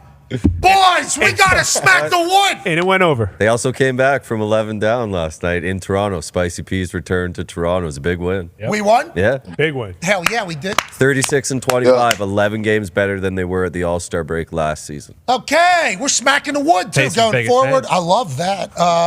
Tone's got a question for you, Kendrick. Big Perk. I talking to you and getting to know you, I kind of know how you're going to feel about things, but this one I don't know, and I haven't heard you talk about it. There was a report that we were going to live in a world where LeBron and Steph were going to play together, and apparently that was talked about. I think, okay, I see the eye, so now I know where you're. How you feel about that? that it's like, okay, Golden State, right? They made the call. We know the relationship between Draymond Green and LeBron James, right? Represented by Rich Paul, great friendship, all that. That's cool. But there's no way in hell LeBron James could go to Golden State. You know why? Why? It would actually take a hit on his legacy. Now, he's already cemented, okay? But stay with me when I say this. LeBron James is in what conversation at all times? GOAT. The GOAT conversation with Michael Jordan. There's no way that he could go and join Steph Curry, who is arguably the greatest point guard to ever touch the damn basketball, in my eyes, a top 5 player in the history of the game, and go pair up with him. I could see the Jordan fans right now smiling from ear to ear, and it would be hard as a LeBron guy myself to go and defend him on that. I don't see that happen. Is that LeBron calling you right now, or Rich Paul calling you right now? No. Some of the producers for NBA Today, like, they don't see me on TV right now. You know what I'm saying? I'm doing the Pat McAfee Show right now. Nobody You know watches what I our mean? show over there, bud. This business right now. I'm standing on business. Yay, SOB. I love what you're doing. Whenever you think about the LeBron legacy and LeBron, like, are they going to win? I know Anthony, he won for 35 last night. Went off. And somebody else won for 35 last night as well. There was 2 guys. Might have been D'Angelo Russell. I don't know. Somebody won for 30. 2 guys won for 35 last night for the Lakers. And then I saw the interview afterwards. Hachimura. Yeah, he was talking, sitting down, looked very comfortable, like, this is what we got to do. Are the will LeBron win another one? Doesn't he have to win another one? Isn't that like kind of for this whole thing? I don't believe. Look, they're not going to win it this year.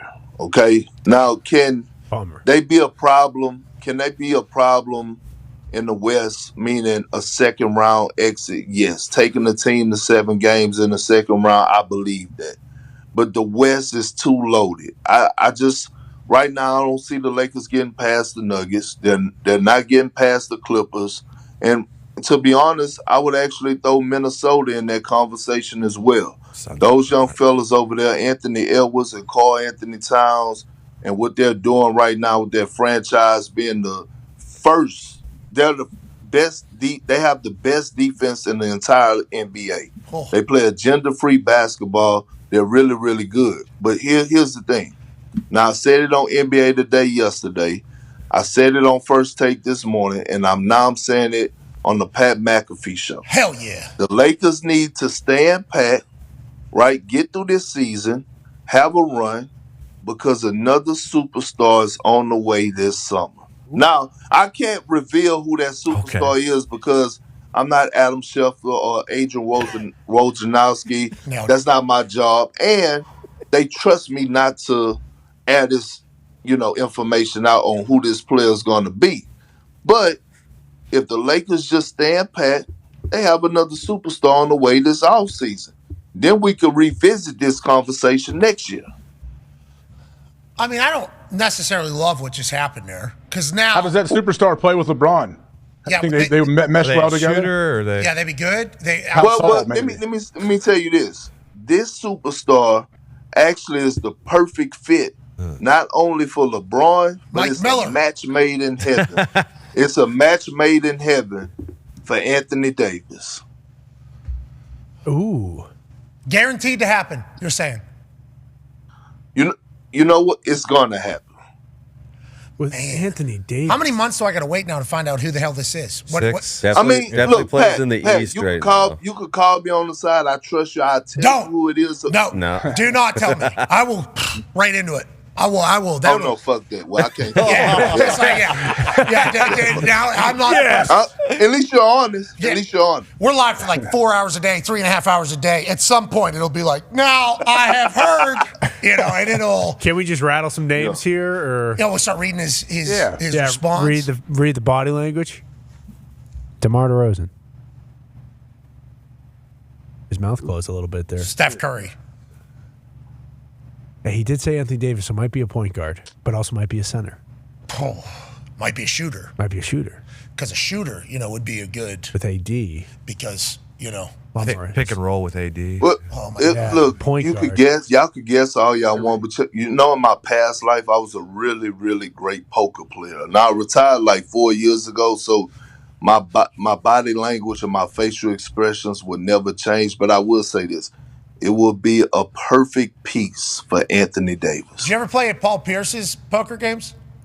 No, I did. No, I did. No, Okay. I saw a glimpse into some of his card games. Yeah, I mean, we did used to play a little poker and boo-ray on the plane. Okay. You know what I mean? Yeah. Camaraderie. Absolutely. We do that in the NFL as well. I fancy myself a card player as well. The truth was having a good time. Yeah, he lives. Yeah, he was having a good time that woman. Yeah. Are you coming to Indy or no? You're not coming to Indy. Yeah, but I'm coming in for a day, Pat, because I travel so much, wife and 4 kids. You know what I mean? I'm coming in for a day. I got one show to do, and then I got to get out of there. Sons got basketball tournaments and stuff like that because I got to leave again in a few days. The wife already kind of giving me the side eye about missing Valentine's Day with her. You know what I mean? Yeah. So it's a whole lot of father and husband duties that I got to fulfill. Hell yeah. Hey, well, safe travels out here to Indy. We'll be lucky to have you. And I can't wait to hear about the romance the next time we chat. You're the man, Big Perk. All right, thank y'all. Ladies and gentlemen, Kendrick Perkins. Yeah, Perk. So the Pacers aren't playing defense? No, a little bit more now. Spicy P is good defensively. So that's why they got it. They got him to smack the wood. And he can also score, but he's a good defender as well. Miles Turner's unbelievable down low. They just don't. He's been around a long time. Long time. Miles Turner's been here for a long time. Because when he came in, he almost joined that original regime out of Texas. He was going to be the guy. And then now he's still there. He's the leader of the team. I would assume Miles is the guy, or Tyrese is the guy. Albert. Yeah, Tyrese is the guy. C on the chest. He's a showman. He's so good. You saw the one the other night. Off the backboard? Yeah, threw it from the 3-point line off the backboard, then to Spicy P. It was sweet. Real game, live game. I don't know why they don't do it more often. Because works every time. Yeah. It does. Just as basic pickup basketball stooge, if I pick up my dribble, easiest way to get it back is just throw that thing right off the backboard. But I guess in the NBA, higher basketball IQs than what we're playing in pickup basketball down there at LA Fitness. But yeah, Tyrese Halliburton is a showman. This Pacers team, I guess they could score. Isn't that what everybody needs to be able to do whenever it comes to playoffs, is score? Defense more so in the playoffs. Defense is a decision, though, right? It's a decision to make. Hey, we're going to be a great defensive team. That's why the Celtics lost last year, because they couldn't do it on the defensive side of the ball, basically. Tyrese Halliburton is, I guess, 5 minutes out from the Thunderdome. So when he gets here, we will certainly have to ask about. I heard we're not giving effort. What's going on? We're not giving effort on the defensive side of the ball. We can win this whole thing, from what I've been told. Let's go back and pivot to the NFL really quickly. The XFL kickoff rule is probably not going to happen. Thank God. Thank God. Okay. Mike Florio, Pro Football Talk via NBCSports.com.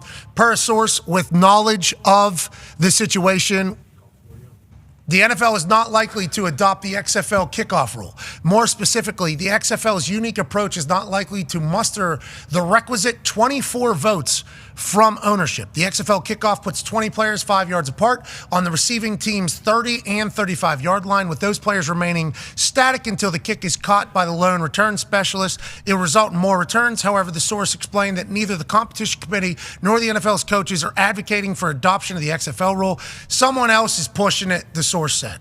If that someone else is the commissioner or someone in the commissioner's ear, it can't be ruled out completely, because Roger does have the autonomy to put in a rule like he did with the fair catch rule that happened this past year. Goodell is willing to burn political equity and twist a few arms. He could try to get to 24. That's Mike Florio, who's obviously been covering a lot of rumors and things that have happened around the NFL for a very long time. I would just like to go on the record as a former kickoff guy who I think has the highest percentage of touchbacks, which might have changed.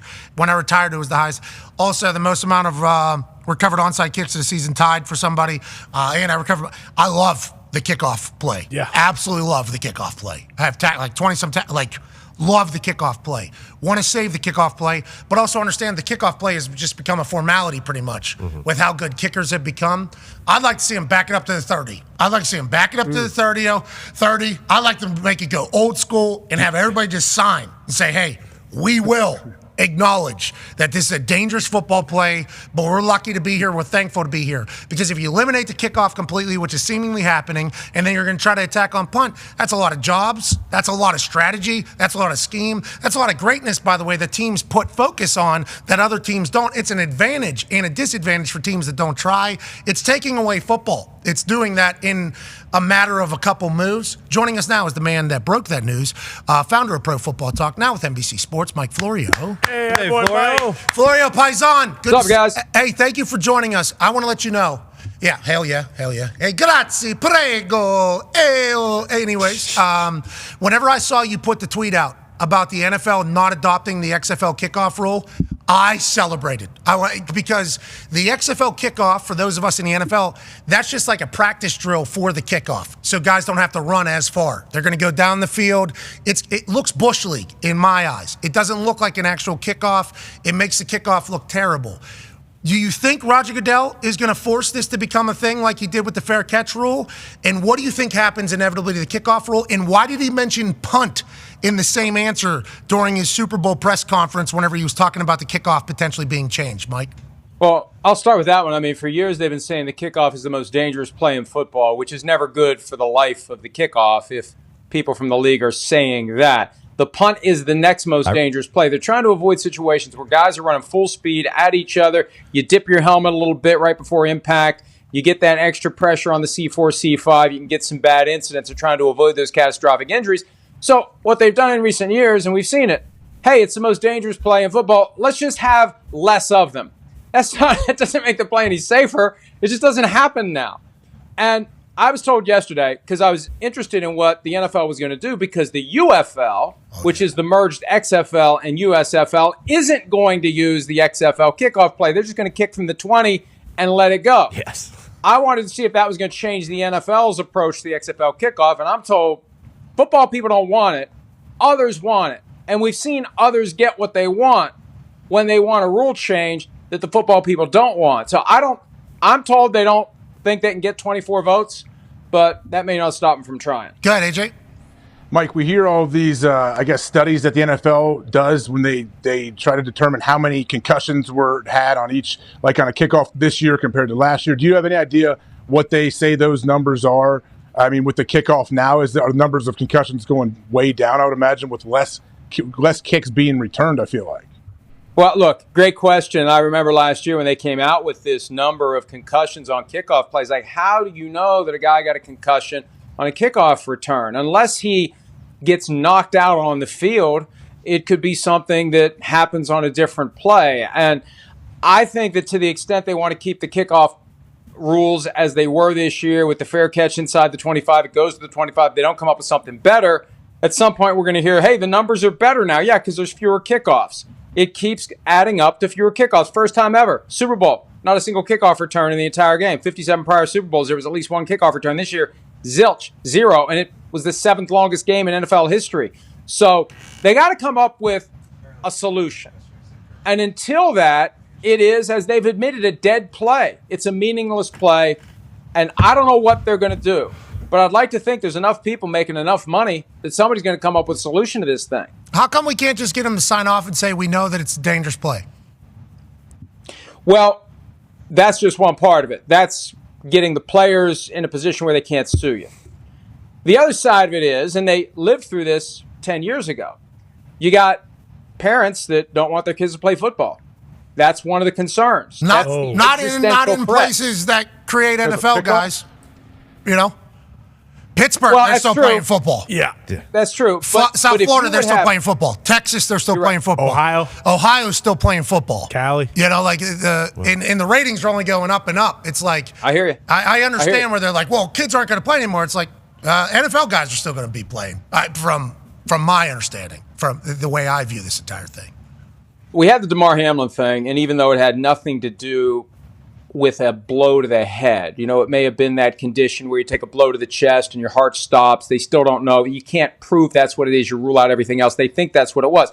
You get somebody die on the field from a head injury on a kick return. I think that's the thing the NFL doesn't want for a variety of reasons. Number one, you don't want somebody dying. But number two, what will that do to the game if somebody dies on the field as a result of a kickoff play? So even if the liability side of it's under control, I just don't think they want to find out what happens if they have this play that they admit is dangerous. Even if everybody signed off to do it, we're going to keep doing it. And then these guys get bigger, faster, stronger. They're going to collide at full speed.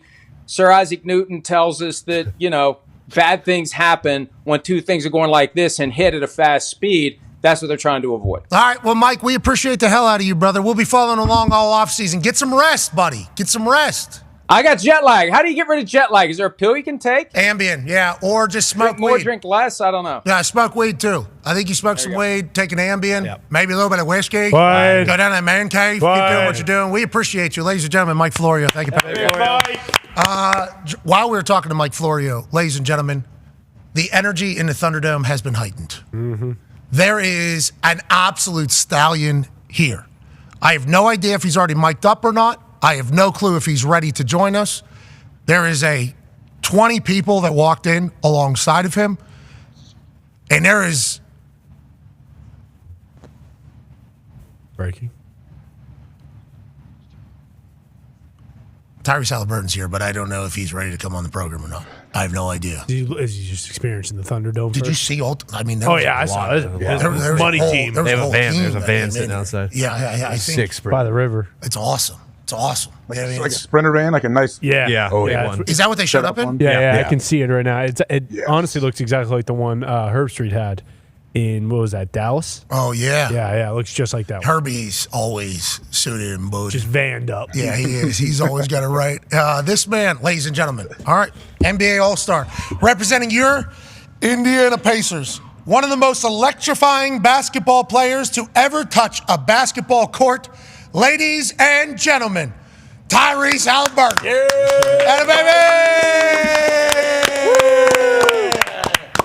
Oh, whoa, watch drop. Watch out. We got Can't get hurt here. Hey, man. Dude, thank you for coming, dude. Absolutely. Hell yeah. Excited about being here. Good fit. Hey, you are hey, listen. The way you play basketball is phenomenal. You're fun to watch. Off the backboard, the pass thing. You made this no-look pass whenever I was at the game against Utah Jazz, maybe from like foul line to the other foul line. You are everything that the Indiana Pacers have needed and wanted for a long time. Kendrick Perkins, though, told me you don't play any defense. Whoa. Well, that's what he just said. That's literally what he just said. You know what else Kendrick Perkins said? He said, I can't be the best point guard in our conference because it's the system that I'm in. What's that mean? You should have asked him. I don't know. Well, I didn't know that was a question. Yeah, Next time he's on, I'll ask that question. But Kendrick asked me to ask you. He said, there's two sides of the Pacers team. We light up the scoreboard. That is the team that we have? Well, I mean, yes, we do that. Lately, we've been guarding a little better. Our offense has kind of dropped a little bit, so we're trying to figure out how we can balance both of them. How do you feel about the team? I know Spicy P coming in has obviously been a big part of the storyline here around Indianapolis because this city loves basketball. Feel good about where the Pacers are? Yeah, I'm excited to add them. Obviously, he came back. I was hurt, and then I tried to come back, and I got hurt again. And it's just been just trying to get my health right through this break. This break is going to be good for me.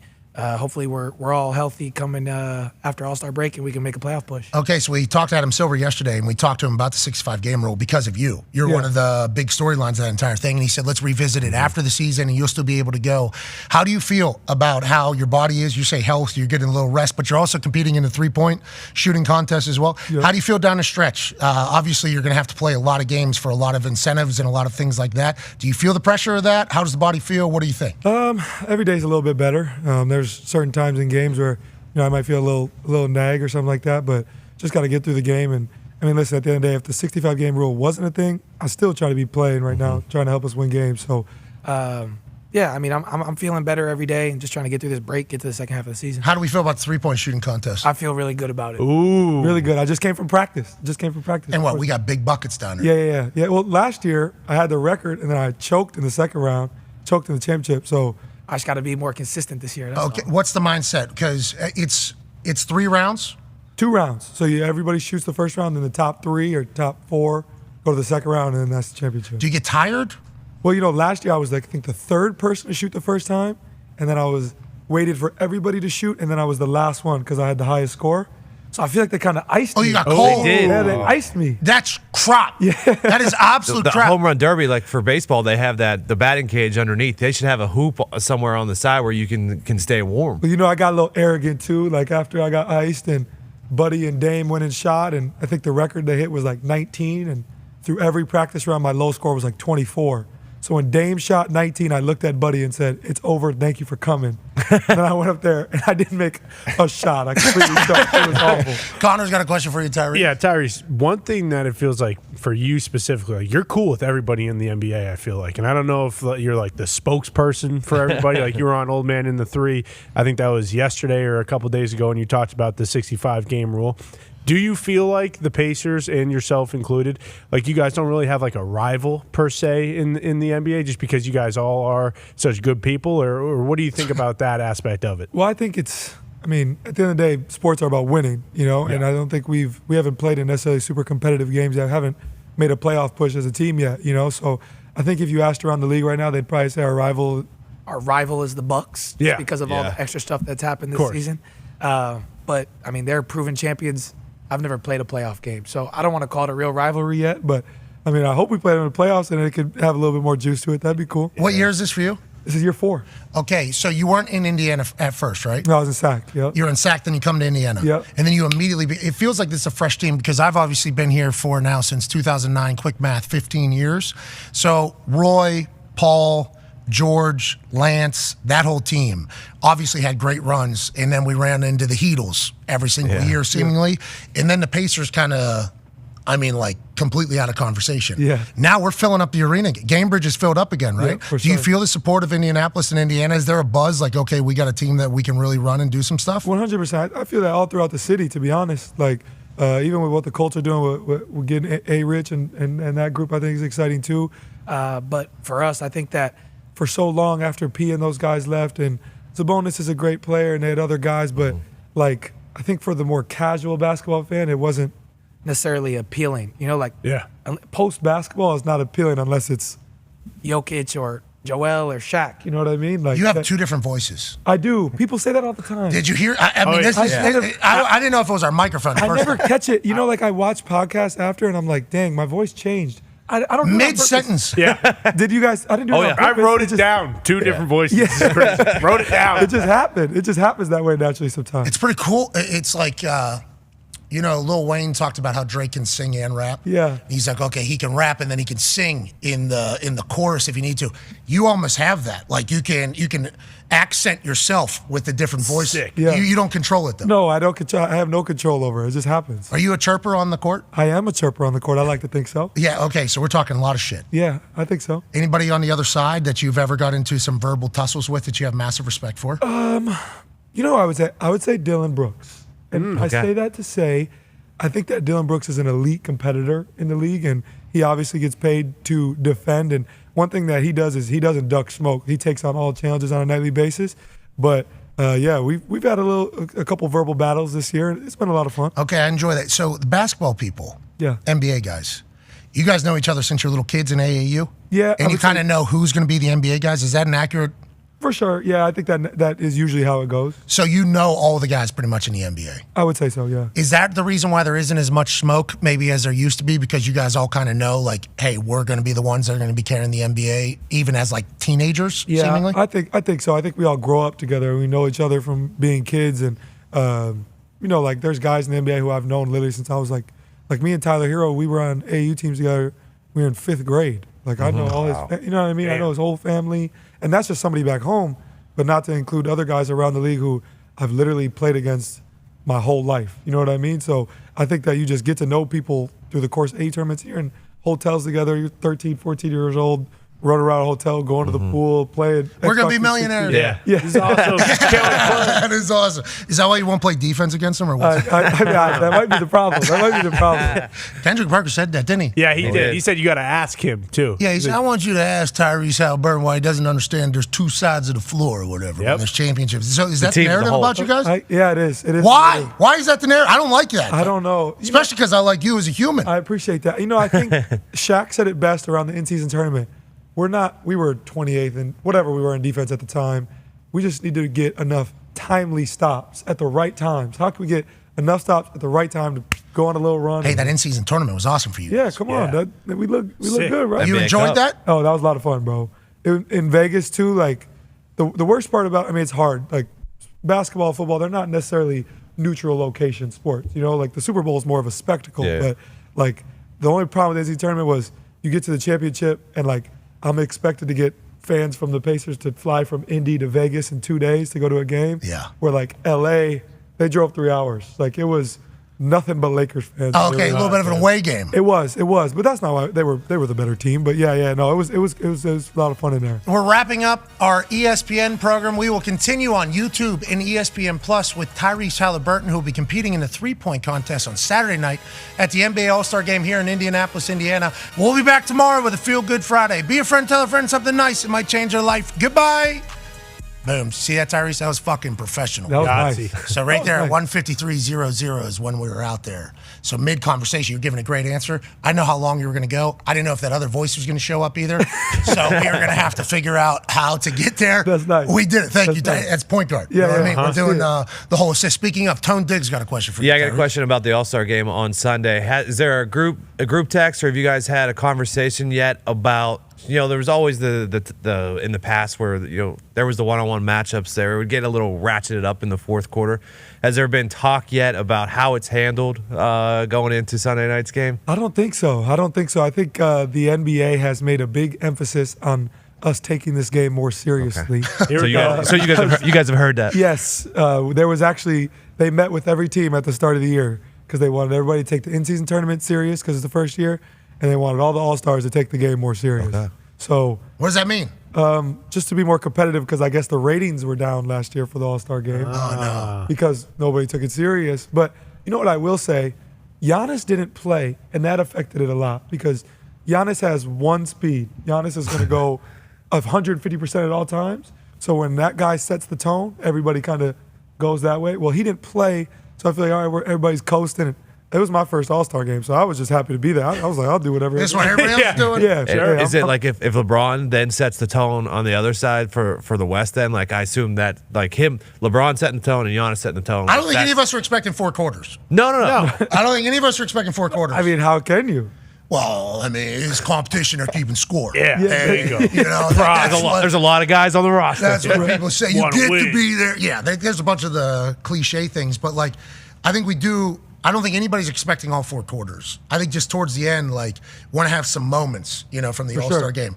It sounds like there's a chance that takes place this year. 100%. Usually, in the fourth quarters, and I think they do the Elam ending where it's like they set a point and you got to, get to it to win.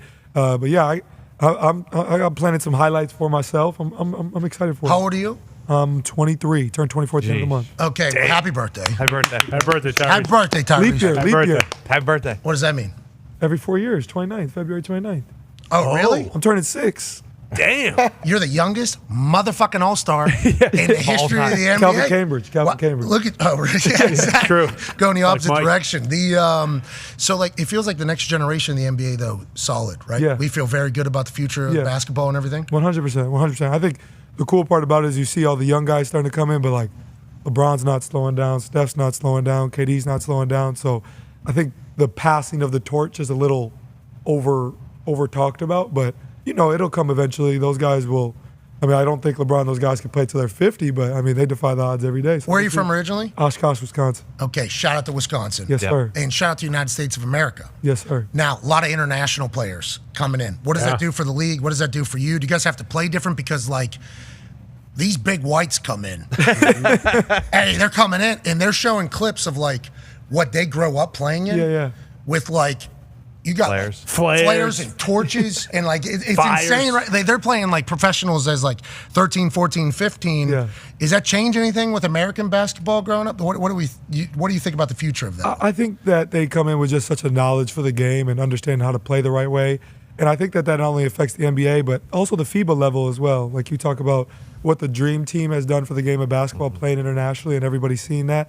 Now you got guys like Jokic, Luka, Sabonis, Sengun is coming up. You got a lot of guys in the NBA who are Wemby, like kind of progressing the game. So I think what it does is make our sport even bigger. I would say behind soccer, we're probably the second biggest sport in the world, top to bottom, and I think that increases viewership and just increases the talent level. Have you done any international trips where you go do camps anywhere? I just played World Cup last year, and the goal is to play in the Olympics this summer. So, Hell yeah. Are you on a team? Well, they announced the top, 30, 40 guys, and they'll announce the team I'm assuming here soon, so we'll see. He So was it's the like best one last year.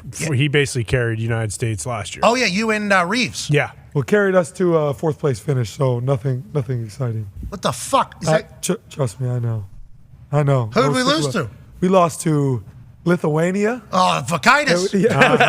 That guy's a player. And we lost to Canada in the 3rd place game. Canada and Germany. We can't lose to Canada. Canada's Oh, no. good. Canada's good now. And what? Can't Say that. curling? Canada Lacrosse. Everything. They are Good. better at They are good. basketball now. They're good. Yeah. Huh? They got They're good. SGA. Steve Nash playing? What are we talking about? We'll get them again this summer. We're excited about No, it. they're saying they're going to get you guys again. That's a good. We're all excited for it.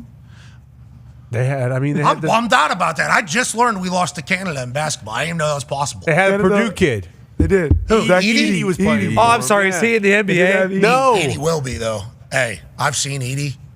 He's fucking huge. Massive human being. 8 feet. Omos level. How about Omos? Not He lying. played UCF. Yeah, he did. Omos yeah. played basketball back in the day. Yeah. What do you think about the size? Like, you got to be born to be in the NBA, right? Don't you think you have to have it? I think so. I think what's funny is people always like, dang, you're tall, but like I'm one of the smaller dudes on the team. I'm 6'5", and like there's a lot of guys taller. I play point guard. There's a lot of dudes taller than me. So, yeah, I feel like you got to be born that way. But there's other guys who define the odds. T.J. McConnell, other guys like Hell that. yeah. Pittsburgh. Dog. Duquesne grads. Yeah, you, Dog. yeah, absolute dog. Yeah. You love your team? I This love team? my team. I love my team. Locker room good. Locker room good. Yeah, we got a lot of good guys. Do they all want Cody to finish his story or what? I think so. We talk about it pretty regularly. Oh, come So on. Everybody It's- comes to me for the updates. Everybody wants to come to me like I'm the. I'm Yeah, the you're a updater. WWE guy. I'm a big WWE guy. You want him to finish the story? Yeah, I do or- want him to finish the story. I hope that we get Hollywood Rock back. You're a though. mark. I think we. Can we get the theme song back though? The guitar, wear the leather vest. I need all that. The Rock says. Yeah, I need all that back. The All of Rock it. says. Well, he did on our show. He says did. The Rock says this, and as soon as I heard it, as he was like sitting 4 feet away from me, I'm like, "Holy shit, Yeah. we got heel Rock." back. And then Cody came at you with the Nuggets line, and Hey, what's that all about? you were flustered there in the moment. Was I? Yeah, I think I so. thought I was pretty calm and composed. I was like, oh man, I don't know what he's going to respond. I thought they were going to give you a mic. Yeah. They just let him continue. Yeah, I don't on. know if the arena heard what I said, but they did see my face, and I guess they were able to read my lips. Yeah. Yeah. So I think The Rock is. I think it is Hollywood. Yeah. They tell me nothing. But I want the theme song. I need the but the play- Titantron with they're the gonna- go to the building with the lights, and I need all that. Why are you such a big WWE fan? You think? My Uncle Gary, he's deceased now, but he Rest in peace, Uncle Gary. Rest in peace. But back in the day, you used to pay for pay-per-views. Well, he knew if I cried, my mom would buy the pay-per-view. So he would always come over and get me to cry to buy the pay-per-view. Yes. So he got me into it. Like my first event, remembering watching, is WrestleMania 19. That's the first one that I can really, really remember. Stone Cold, The Rock. We got Jericho, Shawn Michaels. It was elite event. Okay. Do you think that has contributed to the way you play? Because I saw you do this no-look throw pass against Utah, and then you even did one of these. I think in the entire thing. I think it's definally contributed to your style. For sure. I think at home I can be, a little bit more of a face, but I enjoy being a heel on the road. I get a little persona on the road. That's what I like. Favorite place to play other than Gamebridge? Boston. Of course. Boston and Milwaukee. History. I mean, Wait, they spit on you up there in Boston? Well, it's a lot of history in there. I feel like there's ghosts in there talking to me. Oh, yeah? I like it. I love it. You've played well up there? I have played well up there historically. Is there any place that you just have not really been able to go bananas in? You play good all the time? No. I'm Can here. I bank on you being good every night I come watch the Pacers play? If you're there, for sure. Yeah. At home. I don't know if too. you know this. The Pacers threatened to sue me a few years back, so I do hold a little. Is that true? Yeah, I hold a little bit of a grudge. Well, I wasn't there, so we can fix this. I know it feels like it's a new team. It's a new. And you have made it very difficult. I want to let you know, for me to hold a grudge, I'm a great grudge holder. Okay, let's fix that. Because I got 4 courtside seats. My mom, my girl there every game, but you're more than welcome to join us. Come on, let's get it done. Well, it's also something to do. That has been something that I've actually thought about plenty of times because I will hold a grudge for my entire life. Let's fix that. We can fully squash it. I'm here now. Hell yeah. And you're fun to watch. Yeah, too. exactly. You are a showman out there. Let's fix that. I enjoy. I mean, are we throwing it off the backboard every night? Not every night. I think it was just in the heat of the moment. It just the Red Sea opened up. I was like, saw the backboard and was like, why not? Shit, make shit up. You've made it real. I want to let you know I've thought about you Yep. directly when holding grudges. Really? Yeah, talking to the boys, I'm like, Pacers got a game tonight. Would be cool to go down there. Nah, fuck them. and then immediately like, Halliburton. Halliburton's back. Halliburton's gonna do something so sick tonight, and yeah, this is just one of them. Let's fix it. What can we do? Yeah, but I can't change it. Everybody's saying I'm changing it. I don't want to get soft out there, but I would like to watch you play basketball. So I'm kind of Town's got a question for you, Tyrese. Okay, please. Yeah, we always talk about the Final Four when it goes to football stadiums. Yeah. The backdrop and how different it is shooting. Have you taken advantage yet? Have you gone into Lucas Oil to shoot yet for Do you Saturday shoot in night? there? Is that Have you- where- So I went to Lucas Oil today. Okay. To do my 3-point practice. So that's where that's happening. Yes. Okay, so the All-Star games in Cambridge. All-Star games in Cambridge, but the Basketball arena contest, all those are in Lucas Oil. I think the celebrity game is also in Lucas Oil tomorrow. Yeah. How are you not playing in that? Well, I'm in Balkan season. But I mean, I think CJ Stroud, you could have played, bro. Yeah, well, I'm commentating. I don't need to debut my jumper this evening. But it's in Indy. It's for you. You should have played. Now, once again, remember, I just told you about the whole thing. Yeah. Right. Yeah. Puka's the representation. Yeah. Puka's the representative of this show. Yes. Puka Nakua is the representative of this show. I don't know if he knows that, but like he came on the show, said he wants to play. I guess he's going. He said he's nice. He says he's very nice. He's playing? Yes. Have you guys seen Gui Santos on the Warriors? It's his doppelganger? No. Oh, I saw it the other day. No, it looks just like him. Like he checked in the game. I was out. Saw it the other day, yeah. I was like, Puka. And he didn't turn around. It was I trending. I thought it was him. Yeah, it was a different name on the back of the jersey, but I thought it was potentially Puka. But yeah, Puka's going to play there. He is like He's excited. he's talking. I know CJ Stroud is very good, and they showed some highlights of him when he was talking with Micah. Yeah, he had 40 on Jaime Jaquez. I Boom. heard. Yeah, the second guy in Miami. Yeah. I watched the highlights. He was pulling up. He looked good. He has been very open about being the But you best know- basketball but you know, player. every football player thinks they can hoop. Not everyone. No. Okay. Not you? I could shoot. I mean, but right now I can't. You know, Bulking Balkan season. From here, Balkan season. You know, what I mean, I can't. But Now's not time. You didn't feel that in college? Every football player was like, and I'm nice. Oh. For you, Tyrese. Oh, that's the first For one. you, That's good. Oh, for Tyrese Halliburton. Yeah, see, that's why. Yeah. Balkan season. You know what I mean? We don't have to touch that we lift need the to weight. debut. But I'll be on the commentary. Oh, you're on commentary for what? For what? Like first quarter of the All-Star game. Or Celebrity All-Star game. Oh, okay. Okay. So the beef is it starting to come What's down that? a little bit? The Pacers beef? Well, Adam Silver came. Yeah. Oh, It's in he Lucas squashed. Oil. He's No, he didn't squash it. No, it's in the football stadium. Yeah. And it's the NBA. Okay. So that's how Pacers I- still. What needs to be done? Tell me what can we do? Well, Tyrese, you need to.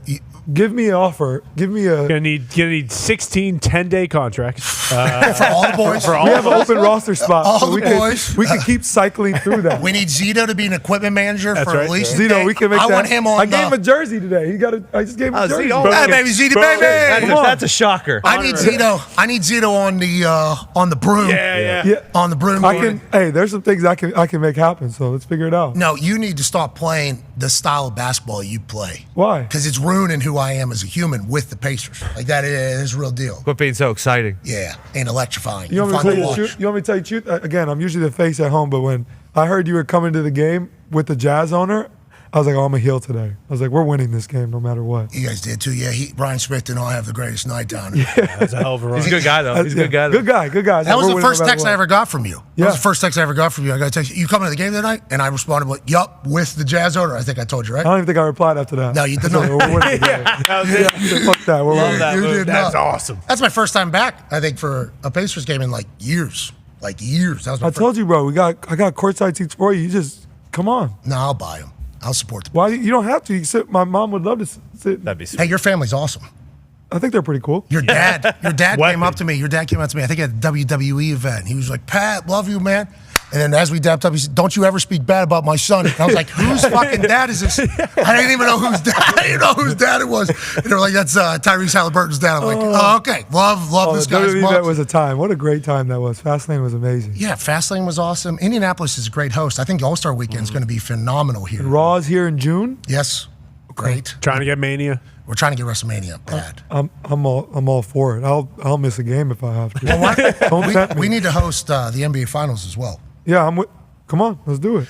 Legitimately, real expectations because the way NBA conversations happen, there's like 4 teams potentially that could go win it. Yeah. The way the NBA is set up, any team could win in the end. Yeah, I think this is the most parity you're seeing in our league probably ever. Like nobody knows it. I mean, Boston and Denver are the 2 heavy favorites. Everybody would say they expect to see them in the finals, but shit, anything can happen. I mean, I think that's the exciting part about our league right now. There it is. That was 2 voices. Was it? Yeah. Yeah, there it is. You know, sometimes when I lock in, it comes down. Oh, okay. And when I get excited, it comes back There you up. go. Maybe it ebbs and flows. AJ's got a question from an attic in Ohio. Packers legend. Yes. Hey, I was listening to hear the second voice we just got a little bit, so that was nice. I think you can control it. Maybe it feels like, but going back to your 3-point contest situation, is there any worry from basketball players? Hey, this is going to mess up my shot for the regular season. I'm thinking of like baseball players doing the home run derby, and they think it messes their swing up. I don't think so. I think it's just you have to practice because you got to know how to grab the ball from the rack. You know, like I think there's like a science to it. That's such a small thing. Sometimes you like that first ball you can just grab it, right? But by the 3rd or 4th ball, I touch it with my right hand and roll it to the front of the rack to grab it. Okay. But some guys would reach all the way back and grab it. So Someone should roll it to the front, I think. Don't you think as you shoot, shouldn't someone be there rolling them each to the front? I don't think anybody's allowed to touch the ball. There's rolls around. I don't think anybody's allowed to. So I have to reach back, roll it, and shoot it. So I think that I don't feel that way. I feel like it's just about getting your pace down. Like some people shoot slower than others, so you got to, understand how many seconds can you let go of the ball and really stare at it and look at it, and what's the right time to just get it. Are you able to watch it go through or no? I think so. I shoot pretty quick. Yeah, I feel like. Got to hit the money balls. The money balls, Yeah, last right? rack. 4 pointers. Save it for the last rack. So how is it? It's not the 5th ball at each rack? So it's you pick where your money rack is. So most people pick the last rack. Which one's yours? Last rack? Last rack, of course. Four regular basketballs. Those are all worth 1 point. Money ball at the back is 2 points. So there's 5 spots, and then there's 2. I think a 3-point contest is presented by Starry. I think this year. Yeah, still a company. Is it Starry? Shout I out think Dahn, yeah. You got to grab. That's the 3-point ball. That's a deep one. You got to make those for 3 points, and those are at both the slots. Okay. Well, hey, go win it. Hey, I'm gonna do my best. You a Packers fan? I have a long history with the Packers. Oh, So I was a diehard Brett Favre fan back in the day. I know. Yeah. Okay. That's we'll, okay. We'll go for Football player. Football player, yes. Yeah. And then when he went to the Vikings, I wore a Brett Favre jersey to a preseason football game with Tyler Hero. We went to the game together. And I'll never forget some old drunk dude was like, fuck you. Oh. I was like 9 years old. And I was like, I will never cheer for the Packers again. I hate them. Okay. And in So it's that kinda moment, like- I decided that. And then I hated them for a little bit. Favre retired. It's kind of a football free agent for a little bit. My dad's a diehard Cowboys fan, so I decided to be a Cowboys fan for like a year or two. Wasn't fun. Yeah. And then got drafted. And then left Wisconsin. And I was like, you know what? I could cheer for the Packers now. And I started cheering for the Packers. And my boy Brock Purdy went to college together. So I'm kind of a Packers Niners at this point. Okay. And the Colts. Hey, The so Colts, come on, Colts. absolutely, Colts. Come on. Yeah, you did great on the. You saw it? On the yeah, I was there. It's stressful, right? Yeah. You don't believe that? No. But what if you miss? If you miss, You miss what? It's a big gamble. what's your hit? What, the You're baby a hammer fucking thing? adult, Tyrese. You're not gonna miss it. You're a professional athlete. Yeah, You're not but gonna. I think that in golf too, and then I swing and fuck up my back. Yeah, but the golf ball is this big. Well, the hammer's pretty little. It's a small It is a hammer. tiny You should- hammer. Hey, so I was the first person to ever swing the hammer at the anvil at those You were games. the first one. First one ever. Was it your idea? Where did the anvil come from? I don't listen. We're not going to talk about ideas at that Lucas Oil Stadium and the Okay, whole thing. sorry, my bad. We're not going to do that. my but bad. let's say the hammer was about this size. Yeah. It was about this size, and the actual anvil itself was about this big. Yeah. And it was on the sideline. Yeah. And as soon as I got there, they gave me the hammer, and I'm like, this can't be what it is. So what it has become with up on the concourse with the lights and the big sledgehammer. Smoke coming It's out. awesome. Yeah. It is awesome. Yeah. Yeah, you swing that hammer. What are you talking about? You swing I think it. I was more stressed going into it than when I got in front of it. I was like, We need you to do it more.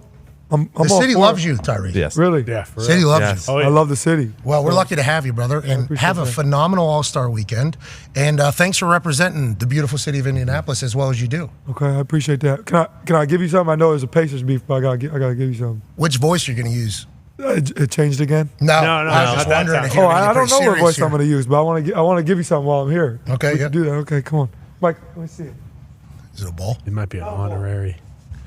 Yeah, it might be an honorary. Where is he here? Oh yes. Oh yes. I love that. Is that that's the the city? The city edition or whatever? Yeah, we got you 52. I know you're in Vulcan season, so. Yeah, I am. Hey, thank you, man. My God. Look at this. Huh? Sweet. Pacers beef squash. There it is. How about it right Squash. there? There it is. Right It's there. gone. We watched Squash. it. It's gone. We Welcome did it. back, I don't know if that's Welcome true. back. Yeah. I'm a Halliburton fan. Okay. Hey, real quick. Hey, can you take that ball right there? Yeah. If you make it into that hoop, One shot. Or how many shots? Is there another one? Well, we get. You want the knock the ball? I want this ball. This is the ball you wanted me to pick up. okay. If you put it into that, hey, can you throw? What's Cuz's That's name? my Right? boy Garon. Who? Garon. Garon. Garon. Garon. Yep. Oui, oui. Oh, good pass. Merci beaucoup, pass. Garon. Okay, if you make one of these 2 shots. into that hoop right over there, Yes, sir. What? we'll give 30 people $500. That's just quick $15,000 going into, especially the vibes that it would have neat. going into the All-Star break. Oh, into the three-point shooting. There it is. Oh my God! It's not just 30 winners. It's also like the entire city of Indianapolis kind Right. of riding on these 2 shots. Come on. Come on, buddy. Tyrese Halliburton. This is the truth right here. Yeah, it is. Oshkosh, Wisconsin. Money. Oh, okay, hold on. Rangefinder. Rangefinder. Yeah. Rangefinder. Yeah, but He's elevated. He's elevated. It's not normal. He's I mean, That's a elevated. lot deeper than I thought. Oh, yeah. Yeah, you're It at looks- 7'4" right now, too. Remember, up on the stage. It looked really good. You're Omos's size up Not an here. air ball. I got fried for that one. Here we go. Oh, bonus ball, bonus ball, bonus ball. Oh, jeez. The first, Throw me another one, Garon. the first one shouldn't count. That was a rangefinder. Yeah, first one was a Didn't count. Yeah. Garon with a full court pass. Damn, Garon. good Oh, pass. that was a great pass. That was a good pass. Hell yeah, Bill wouldn't have got it there. I want the guy with the camera. So what Garon just did was huge for the vibes. Yeah, that would have been tough. Ladies and gentlemen, NBA All-Star, Indiana Pacer savior, Tyrese Halliburton will attempt a shot from the stage here into this hoop right over here as we kick off NBA All-Star Weekend. If he makes it, 40 people will win $500. Wow. For the people, Tyrese. For the city. For the All-Star Weekend. This ball's flat as fuck. It is. All right, okay, It is so- very flat. Okay. Bonus ball for you. It was flat ball. It was Doesn't flat count. balls. Flat balls don't Flat. Yeah, count. that was fun, dude. Oh, here we go. Here's a knock the ball. Flat ball, yeah. That's the one. That's a good. That's the ball. Great chest pass. All right, that was a phenomenal chest pass. Yeah. Hey, what you're cooking from here to here? He's in Vulcan season 2. The legs. Oh yeah, up top. Yeah, okay. Amen. That's teach Friday tape. on Twitter for this, bro. He set me up right now. No. We do this all the time. No, listen. I just missed 3. We've missed 10 before. Okay. Hold on, okay. Okay, hold on though. 50 people. $500. I think I should just keep missing it. The numbers should keep going No, up. it's No, not. this is it. This is it. Okay. you don't have to- This is the top of the ride. Fuck. Yeah, 50 people, $500. All you got to do is just put that ball into that hoop right over there to kick off All-Star Weekend right here in beautiful Indianapolis, Indiana. Tyrese Halliburton for the Here we people. go. Pat, there it goes. All right. Bill. Have a great weekend, dude. Oh, that was disappointing. That was sickening. No. Maybe from the court if we did like free throw line to other side. Hold on. Are you going to make this? Huh? You think you're going to make this? This shot here? How about if I make this, I'll match you. Okay. Now we're talking. How many? How many people? 50 people. Okay, so 100 winners? 100 winners if I make this. Okay, we need. All right. Hell yeah. Hell Let's yeah. get some good I balls love All right, this. Tyrese. I love this. I love everything about this. Smart play by Bill. Oh, Wow. The touch. from Are you this kidding guy. me? I'm matching this. This guy did a trick shot off the stairs. What the hell? Holding me down too. What's that? The mic is. Sure. Oh yeah, of course. You're not used to that. Yeah. You're not used to that. So a total of 100 people 100 people. will win $500. Jeez. Yeah. And don't That's think I miss- $50,000 just on a Thursday If I here. miss, people are going to be like, he did it on purpose because he didn't want to break the money. No, you're not that type of guy. I love the people. Boom. Yes, you do. Finish your story, Tyrese. Another air ball. Oh my God. Finish. This guy hates the people. Same spot. This guy hates the people. This guy hates the people. I've never seen anybody hate people more. hell? Tyrese You said at home you're the baby face, you're the heel. Hold up. Please. Holy hell. Finish your stories. Finish your story. Right before. That's my story. Run that back. Hey, listen. Have all airballs been right? Yes. Yes, they've all been right. Okay, so I need to aim it a little low. Yeah, Josh, you're a professional. You're going to win a three-point shooting contest on Saturday. Easy. Hey, let's remember that rim's lower, by the way. Well, that rim, maybe. 9-11. Drafty in there, too. 9-11. Yeah, maybe on this one. I don't know if we need to change No, it. that might even be worse. Oh. Because then too many conditions changing. I'm a pro. Come on. Tyrese Halliburton right now, if you bury this stage shot, 50 winners from me of $500. 50 winners from you of $500. This story has so many different outcomes. What will it be for you, Tyrese Halliburton?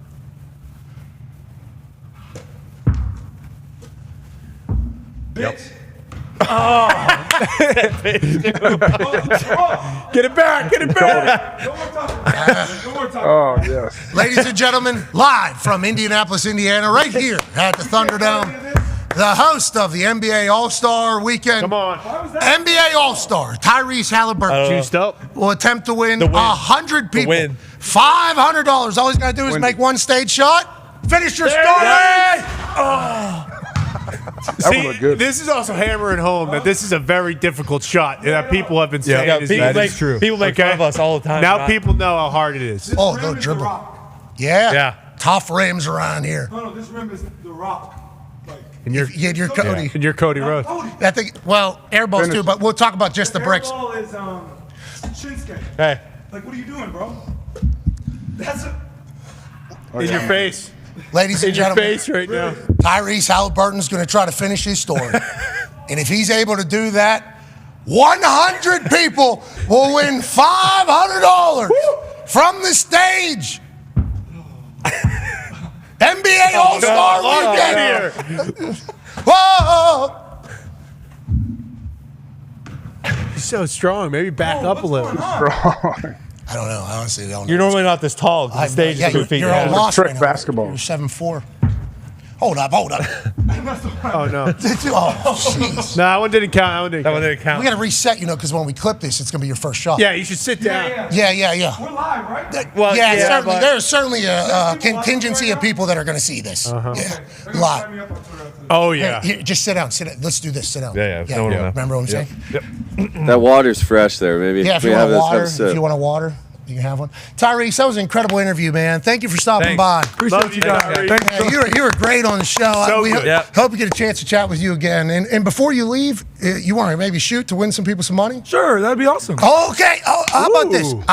50 people will win $500 if you shoot that ball into this hoop right over here. And you know what? Because you guys have been so awesome, I'm going to match that. No! Whoa!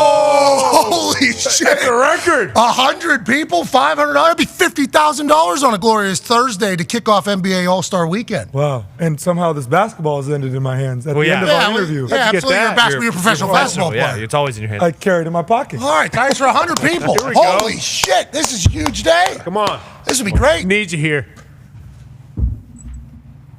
That was the one. Dude. I mean, That was the one. I don't want to be that guy, but I decided just, let's see what they're saying on Twitter.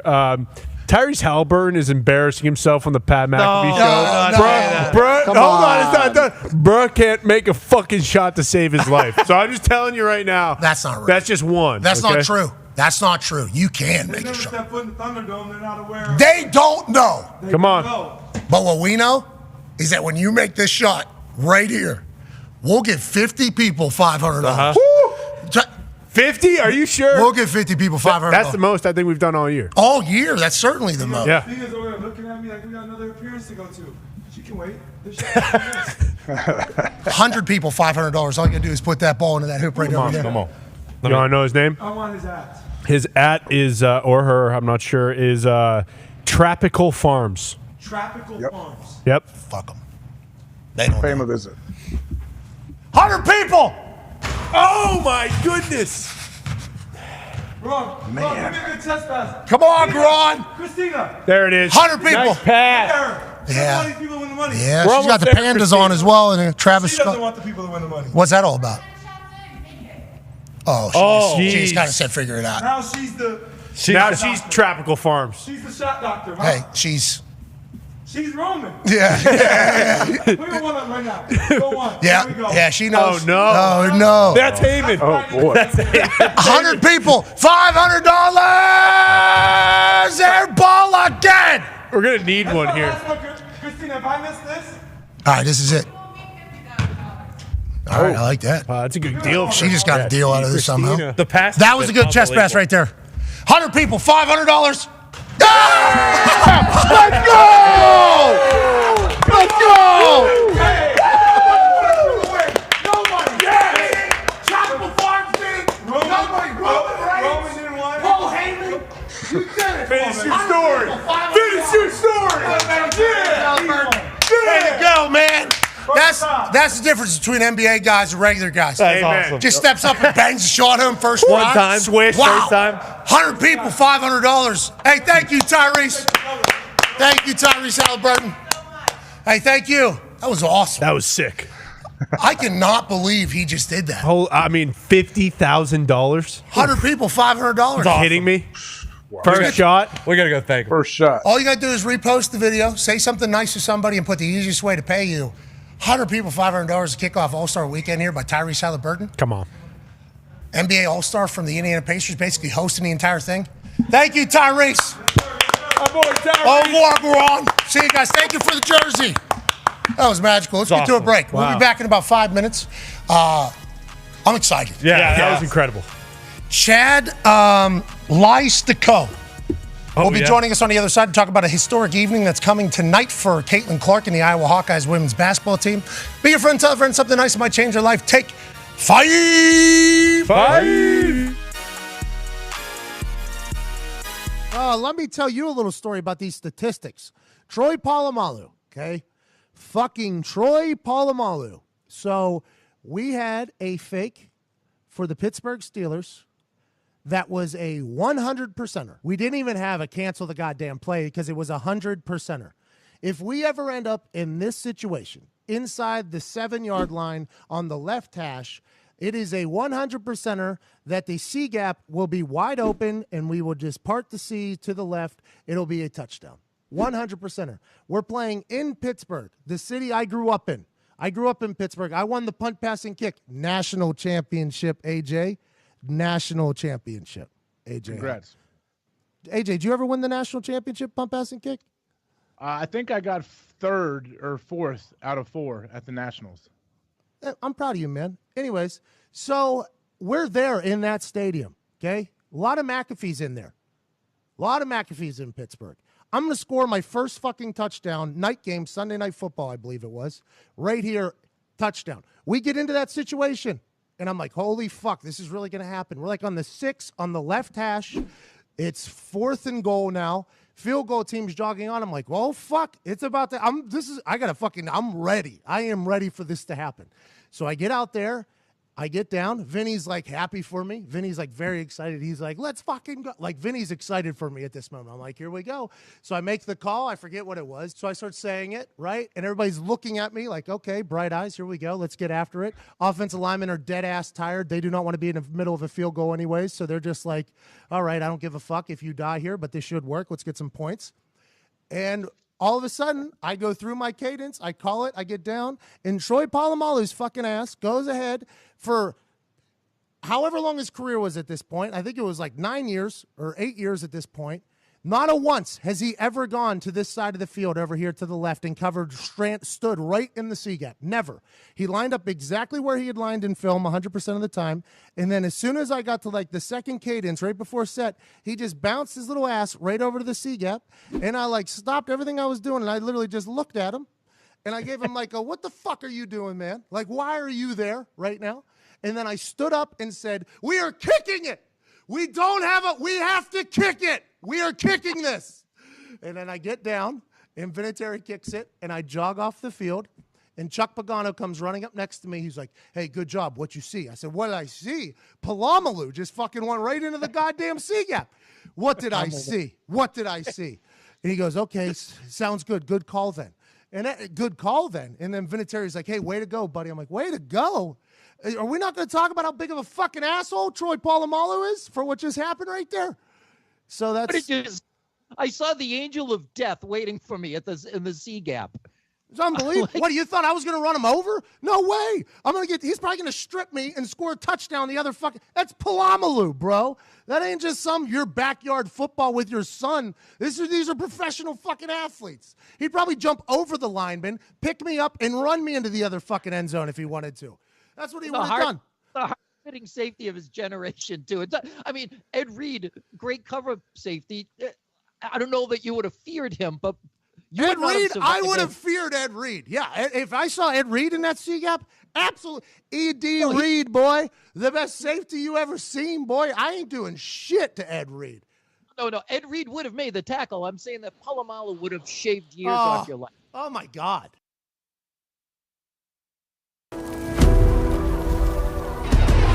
I had no idea what to expect whenever I came out here to Utah.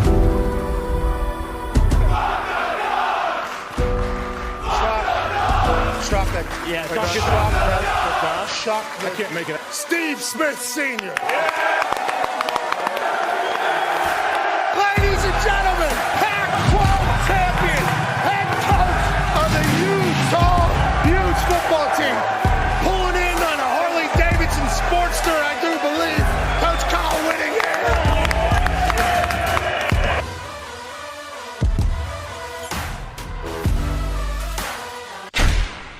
Lot of blessings piling up that I ain't even wished for. None left over for y'all. I'm locking the fridge door at the crib, cutting hits. I read through the catalog, came to conclusion, no one's touching this. Just finished the maiden voyage, hopping off the Mayflower. Said I'm shot to kill them off, whatever the take down. Sing the boats, I'm at home. I'm selfish with the goals.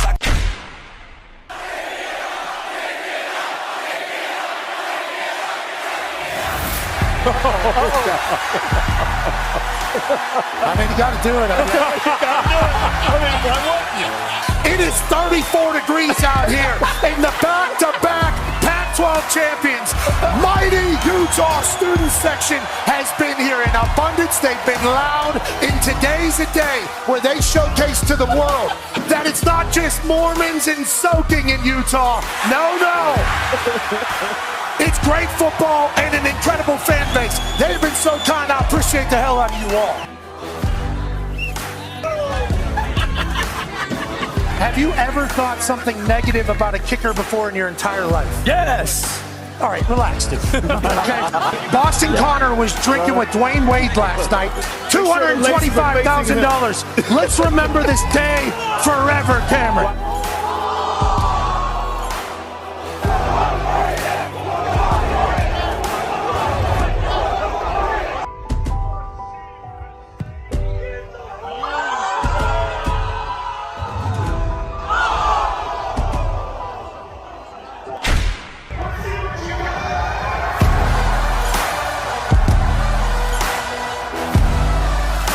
You know that 29 out of the last 30 home games that happens right here at the University of Utah, the Utah Utes win. Cam Rising said yesterday, we don't lose at home, and today, they ain't losing. This place is going to be soaking in celebration this evening. You guys were absolutely phenomenal. This morning, you showed everybody that this is a town you don't want to play. That's from Utah.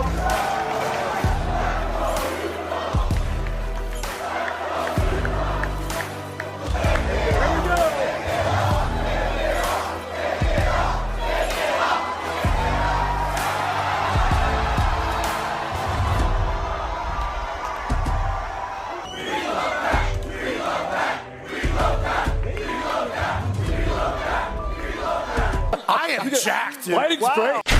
Hey. Why? Let's go. This show stinks, and the fact that you listen, we are very, very thankful for.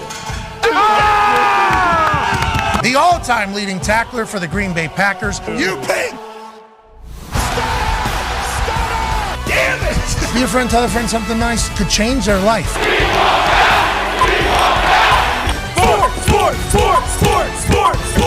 Hello, beautiful people.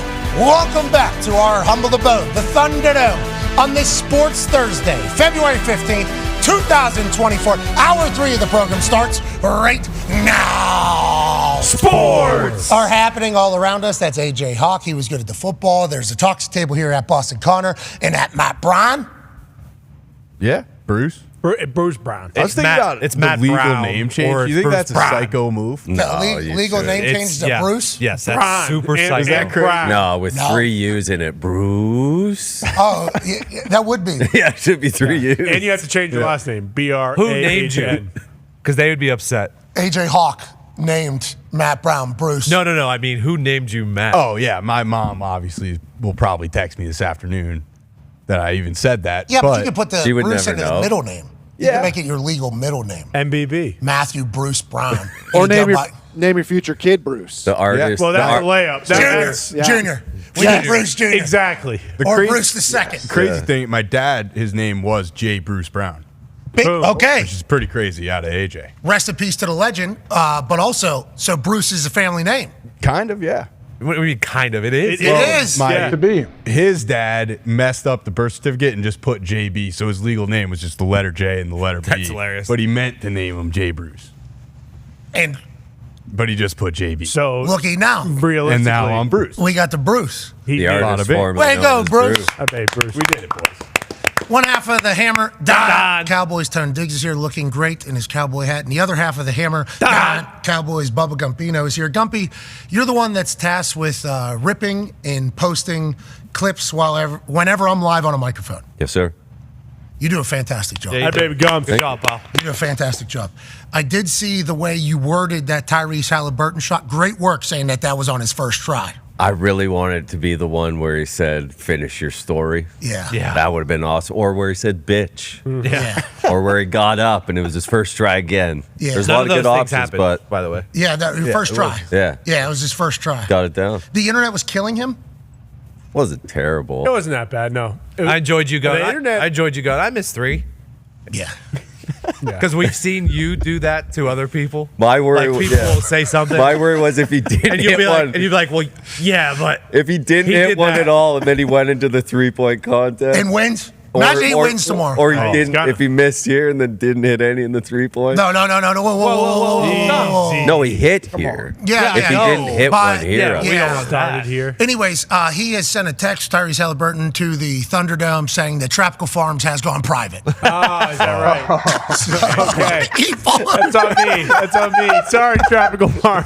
Sorry about that, Trap. Let's move away. Tropical Farms got a good tweet. That's my bad, dude. Tropical Farms, that was a good tweet. Yeah, it was. Don't you feel bad about it. Tyrese, though, I need to know. Yeah. And then What's his at? following up. I want to talk to this. Anyways, let's move along because we've kept the man waiting for 30 minutes. Ooh. Now, I would like to argue that it wasn't necessarily our fault that was for the first 25 of it.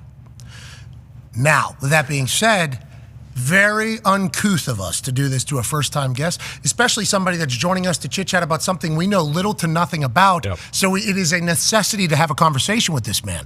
Ladies and gentlemen, Iowa sports columnist for Des Moines Register and Iowa City Press Citizen, Chad Leistikow. Chad, so sorry. Chad, this is not the first impression we would like to have, but to be honest, we thought the ball was going in the hoop a lot sooner, Chad. A lot sooner. Caitlin Clark probably would have taken 1 or 2 tries. Oh, we like that, Chad. Let's dive into the Caitlin Clark story. Absolute worldwide phenomenon last year during the run, I think, is when everybody kind of got introduced to her. This season was going to be one that was going to be highly anticipated for her in that Iowa team, the LSU team, the South Carolina team. Caitlin has seemingly lived up to the hype this year, lived up to the pressure, and tonight she breaks and makes history. Has this been everything that everybody thought it would be for Caitlin Clark's season this year for the Iowa Hawkeyes? I think what's most interesting about it, Pat, is she's got so much spotlight all the time. I mean, every single arena is sold out. There are hours of lines of fans waiting to get into the arena just to see her because they know that this is such a unique and transcendent experience. Yet every night or every afternoon, she seemingly gives them the show that they need, 30-plus points, oftentimes a triple-double, 10-plus assists. And she's averaging 32-plus points per game this year. Jeez.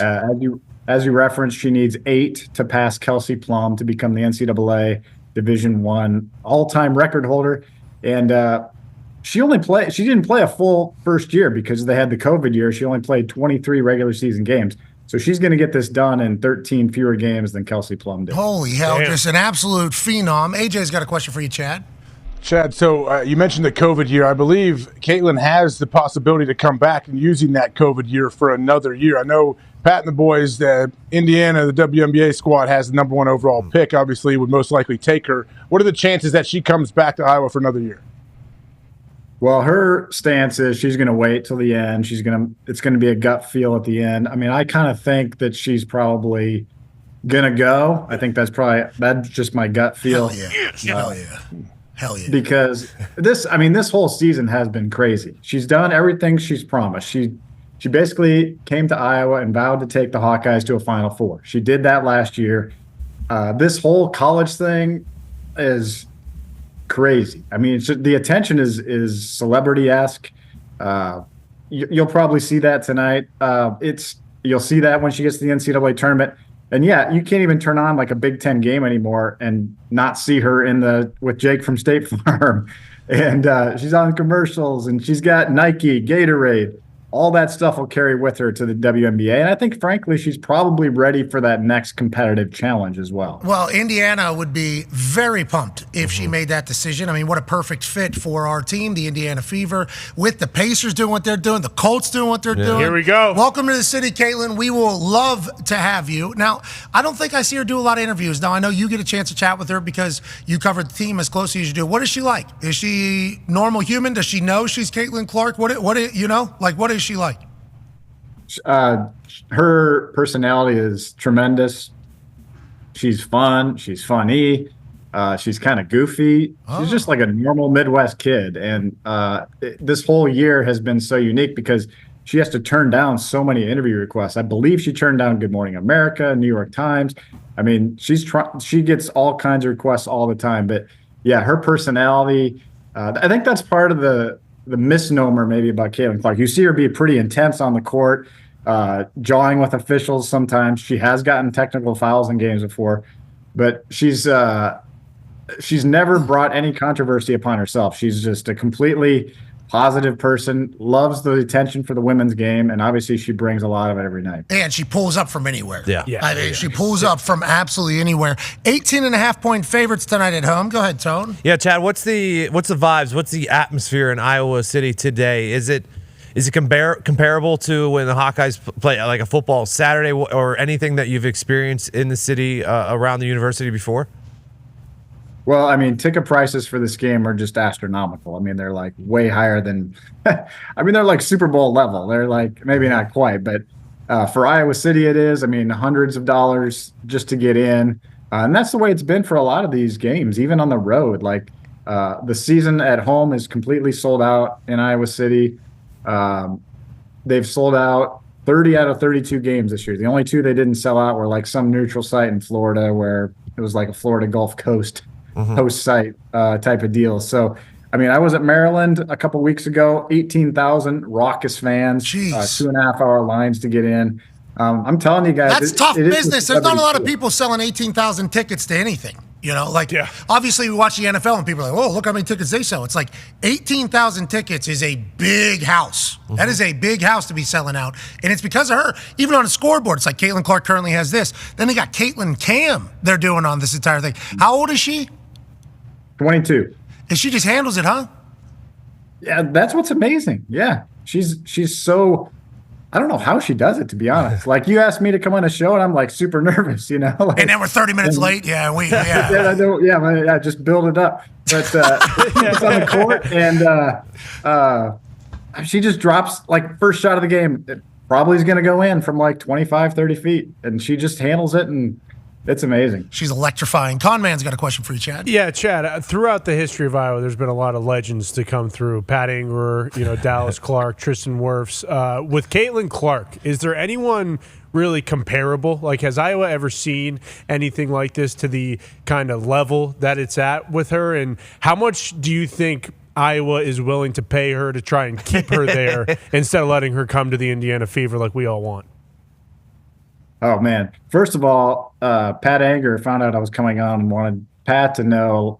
Wondered if he was the best personal protector that he ever had, and if you say he wasn't, he's going to be upset. Well, I would never want to upset Pat Anger, and he played PP when he was starting middle linebacker, and also had a broken foot. And I think he was leading the NFL in tackles as well. Jeez. So yeah, I'd say Pat Anger is the best PP I've ever had. I love that man. I love. Okay, there you go. Yeah. No, I mean, and what's interesting is we had Luka Garza come through, and he was the National Player of the Year. Megan Gustafson was the National Player of the Year in 2019 for women's basketball. Spencer Lee almost was a 4-time NCAA champion in wrestling. Keegan Murray, number 4 draft pick. So we've covered a lot of pretty high-level athletes in the last 5 years or so. But Clark is I did a podcast today, and it's like she's Mount Rushmore of one at Iowa because she's that big. She's become that big of a deal, and she lives up to it. That's what's kind of really cool about what she does. And you mentioned the logo shots. That's part of the show too. She'll pull up from 30, 35 feet and pretty much drain about 40% of them. Oh yeah, I've enjoyed watching her play, and she kind of has like a Messi like vibe too on defensive side. It looks like she's maybe not giving Maxima and then steal. Yeah. It's like she's phenomenal. Absolutely. Let's pivot real quick. Iowa Hawkeyes going to be able to get a first down next year. What do we think? Well, Torrey Taylor's gone. That's another. I thought we were going to talk about Torrey Taylor most of the time here. I'm excited to see him at the combine. I'm very excited Yeah. to see him at the combine hit NFL balls. I think he's so tall. I don't think he's big. He's a massive human being, Yeah, Torrey Taylor. he is. He's going to be great in the NFL, but let's talk about him being the star of that team for like literally the last 4 years. I love that personally, but that normally means that the offense, can't really do much. Are we going to be able to how's Iowa? Are we good in the future, or what are we thinking? Defense will be good. I know that. They do have a new offensive coordinator now, Tim Lester. He used to be a quarterback at Central Michigan. Oh, yeah. Or Western Michigan, I'm sorry. And, we'll see. They got Cade McNamara coming back for the offense. Former Michigan guy. We'll see. He's coming off the torn ACL. So they were last in the country in total offense by a wide margin. Yeah, last 2 years, yeah. But yeah. Thanks for reminding me. It was tough to watch. Tough to cover, tough to write about. 234 yards per game. I have cautious optimism. They have Luke Lachey at tight end. They've got some good running backs, good receiver coming back. So we'll see. Good. Oh, they got a transfer from left tackle from Alabama too. Big time. Yeah, now there was tampering going on. Yeah, look out. Yeah, there was tampering going on. They said as these That's our fault because we did a media interview with him and he said and that's where that all ballooned. But I'm sure the NCAA's got it. Right down the I'm middle. sure they know. I'm sure they'll have it figured out. Do you know Ty Schmidt on our show? Have you seen him? Yeah, I was told that he might have some Iowa questions, but he's not here today, right? Yeah, no, he is. I would be excited to hear what his reaction was to you talking about that offense and that entire thing. I was stumbling a little bit there. I didn't know what to say about the offense. You should hear him. Yeah. It's the same story. Sounds like from everybody over there. We appreciate you joining us today, Chad. Good luck tonight. Enjoy the environment. You're welcome. Thanks for having me. Ladies and gentlemen. Hey, did I say it right? Lystico? Yeah, Lystico. You nailed it, man. You're a pro. It's on your Twitter. Helps. Yeah, but still, you got it right. So good job. I spoke French earlier. I don't know if you saw it. Yeah, no big deal. I mean, we're out here doing it. Au revoir, Chad Lystico, ladies and gentlemen. Hey, Chad. Appreciate you, Chad. Thank you, Chad. Tone said, 14 seconds into that guy's appearance, okay, I'm talking to him. Tone drops into my right ear from over there. That is the most Iowa backdrop I've ever seen. Wow. I'm talking. He was in his living room with a kitchen. It's awesome. There was a globe on the one side. He had a great backsplash on his sink. He did. The black shirt. I said, this is Iowa, baby. Yeah, he was very kind to us. Awesome. We were 30 minutes late for him. Yeah, felt bad for sure. But Iowa nice. And, what are we supposed to do? Hey, Tyrese, stop. And he had to finish his And I know story. exactly how I feel. Like, if you've gone into job interviews or something like that, and you're so super nervous, and that extra 30 minutes does not help. Yeah, he said, just let it build up or whatever. There was no reason to be nervous. He nailed it. Yeah. Literally, he had the only information that we did not have. Correct. So there's no way for him not to do good. Pretty awesome. Like the biggest girls' regular season basketball game, possibly at least in my lifetime, is on Peacock. And a real bummer. It's not just how'd that on happen? ESPN, so everyone can watch. So not even on NBC. It's not even on NBC. You changed the network. Yeah. Like in how many games? How many games do you mind-boggling. think Peacock had this year, and they just happened to get the one that it's going to happen? So to be clear, 18.5 point spread. Yeah. So it's not supposed to be like a Barn great burner. game.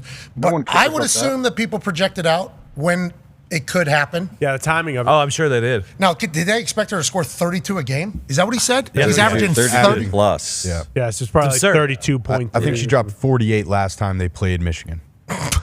I'm pumped. So She moves at a different speed than everybody else. Shot is. You know, and like, yeah, she'll pull that thing. Chuck it. And if it's a miss, she does not care. No. There is zero hesitancy the next time down there. And I like that Iowa coach seemingly holds her accountable and everything, but also is very much like, hey, we got something. Yeah. She's an elite passer as well. Watching some of her passes are crazy. So last year, her blonde The girl, center, yeah. I know who you're talking about. Also, they were, and I don't know if she's still there or not, but there's another girl that I've seen the last couple games where she's doing those thread needle passes, catch, She layup went in for the 40 same or exact. 30 or 40 in the last 2 weeks, I remember. And she understands that she's going to draw off probably 3 or 4 too. So she's dishing as well as scoring 40. She's fun to watch, dude. Fun to watch. Like, shoot pumped to watch that game tonight, to see her. Like, that'll be an absolute scene. Iowa's going to go so bananas. Nuts. do you think she They goes stop the game? flashy 3 threes right off the bat? That'd be cool. Well, that's how she does it. Yeah. I mean, that's just standard operating procedure there. Or they're going to stop the game, do it. Yeah, they'll stop the game. Yeah. Stop Drew the Brees game. situation. They'll give her a laminated piece of paper, won't they? I think that it'll be something more legitimate. Iowa will take care of her more. Iowa. It's going to be a golden corn cob. This won't be, maybe. That'll be better than what? If the NCAA was in control of it, we would assume something terrible is coming right down the pipe. Maybe a laminated piece of paper certificate saying congratulations. That's actually a violation. But if Iowa's handling it, or maybe a third-party entity that does NIL, I assume there's going to be a pretty sick. Oh, yeah. Golden tractor. Maybe a. Watch with the number underneath it. Yeah, or like a ring, or like a. What if she gets it, though, and they give her the mic, and she's like, it doesn't matter. I'm going to run this record up because I'm coming back next year. Can't wait to see you again. Boom. Everyone goes crazy. Don't put that in What are you doing? If she does that, I People would be very happy. We'll turn off Peacock. Yeah, I'm out. Oh, yeah. Do you want to do that? Do you want to do that, Kalo? Turn You're off. right. I don't need her to do that. Yeah, but will all of her WNBA games sell out, you think? Here in Indiana. Oh, will, yeah. For sure. I would imagine for a while Early, at least, yeah. I would absolutely go to watch Caitlin Clark play basketball. I'll drive there and go. She comes. So I think Tyrese Halliburton has courtside for Fever, too, if you Both. buy the Pacer ones. Yeah. I think it's kind of like a package deal there. It's a good deal. So we'll go to that. Absolutely. And Aaliyah Boston, too. Like, her and Aaliyah Boston would be So it'd be New York, Las Vegas, and Indiana. exactly. Exactly how it should be. Yep. Yeah, bingo. The 3 pillars of this country. Let's get the hell out of What here. they say. What a day What they today. say. How's Tiger doing? Oh, Tiger. Even. So, Yeah. I think he Started with a birdie, right? Yeah, he birdied one, and then he bogeyed a couple, and then he birdied again. So yeah, even's not bad. What's it on? What can we watch? ESPN Plus.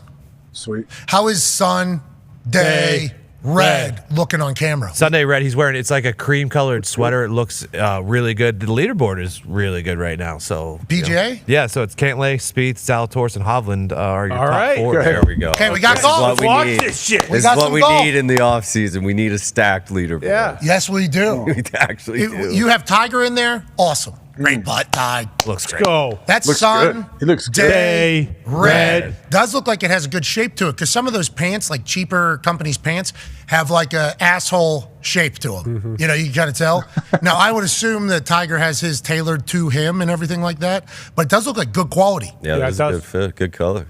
He looks jocked. Teamed up with TaylorMade, right? Didn't he partner with them? Yeah, the TaylorMade marketing guy was the one who said, rule of thirds, you know. It's a shame that no more Tiger golf shoes will be coming out, though. Never know. Yeah, Sun, I guess Sunday.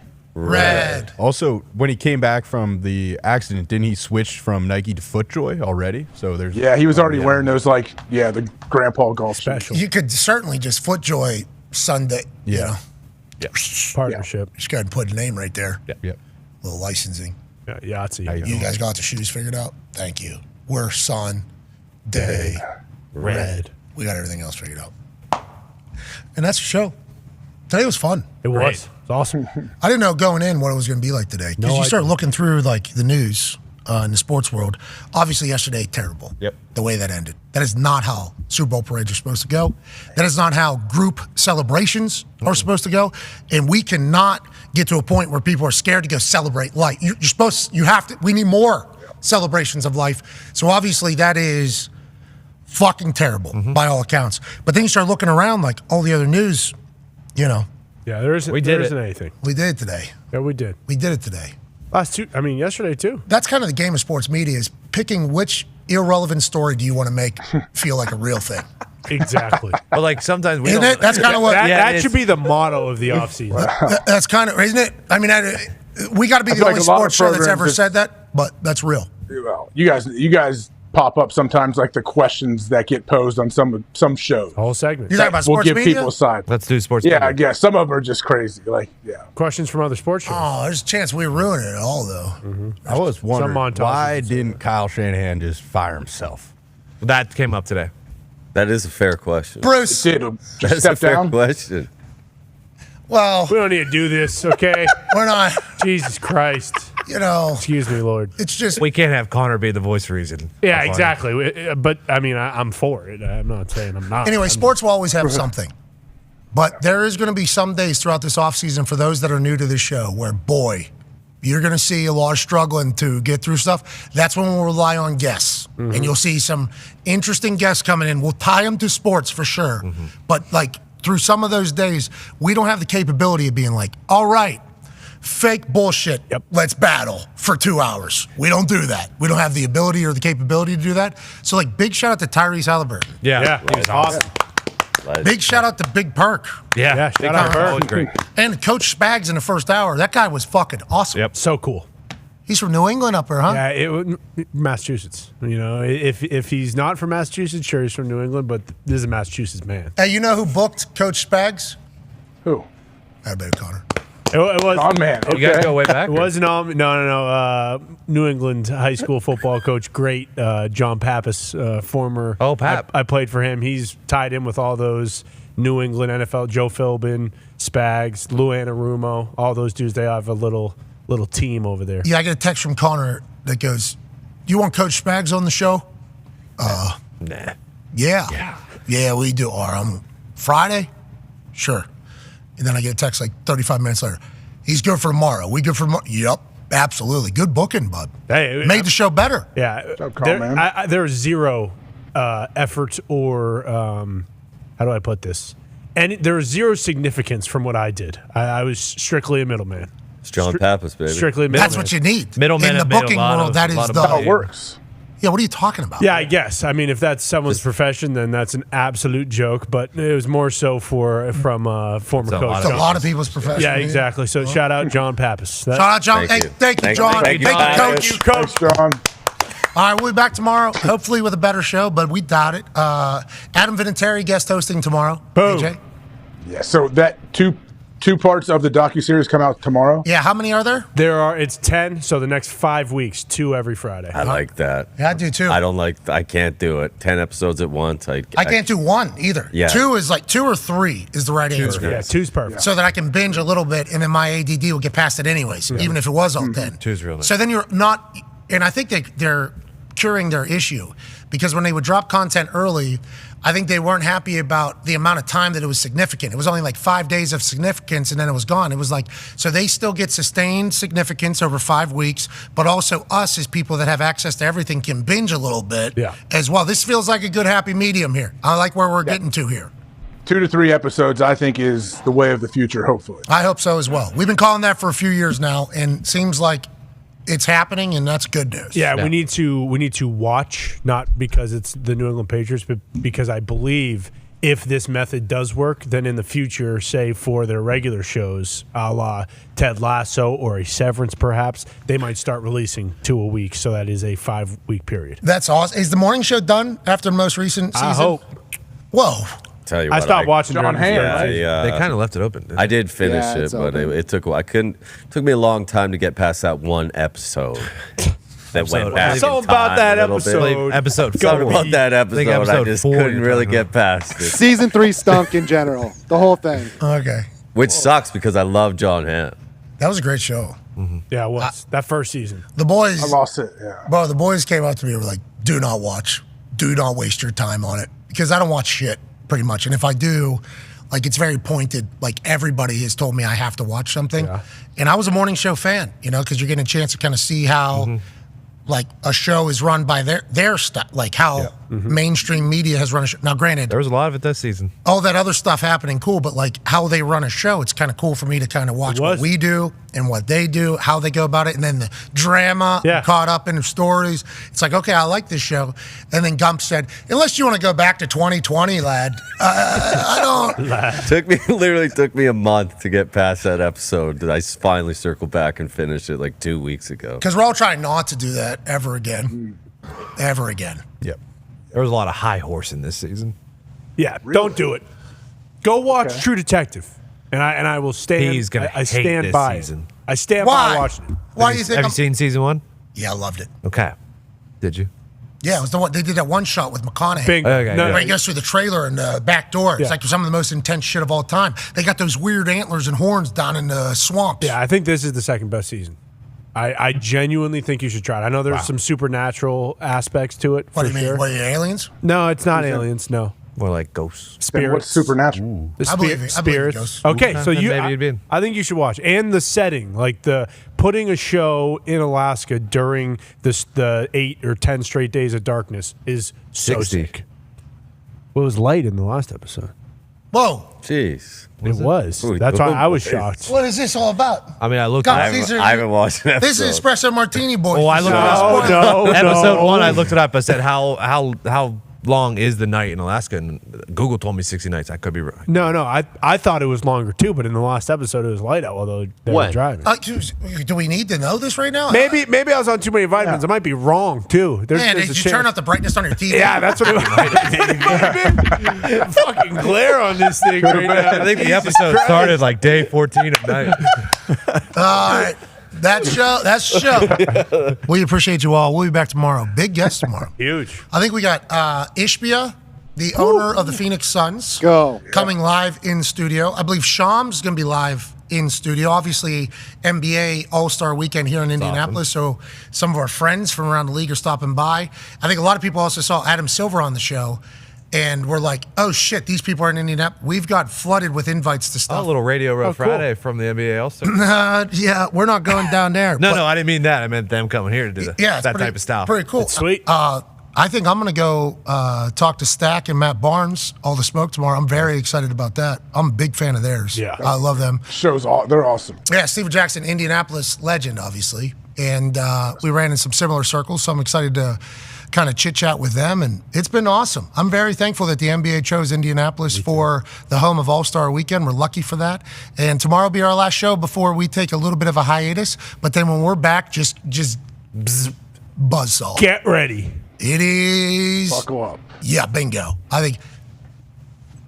You know what I mean? The good news is that Monday, when we get back, Bam. we can tell you who the best quarterback of that draft class is going to be, 'cause did it last year. And because he's going to New England. Jaden Daniels moved up a different mock draft today, and Drake May is currently going to. We don't know how we're going to feel on the Monday after Combine. So we'll be able to take in the full combine and give our educated analysis. Exactly. That's what this show's all about. Yeah, watch every rep. People love that about our show. The educated analysis in journalism. And that's what we'll do all off season. Ain't that right, AJ? Yep. Educated analysis. People tell me that all the time. And I don't know. What'd you say after that? journalism. You got caught up on the educated analysis. I did. When's Mitt's first mock? Oh, yeah. Oh, I forgot. Right, the day after the draft. Please. There's a lot to look forward to. Please. That's not one of them, but I am excited for all of them. I'm looking forward to it. I'm looking forward to that. Hey, great work today, boys. You did fantastic. Tomorrow will be a blast. Thank you all so much for watching.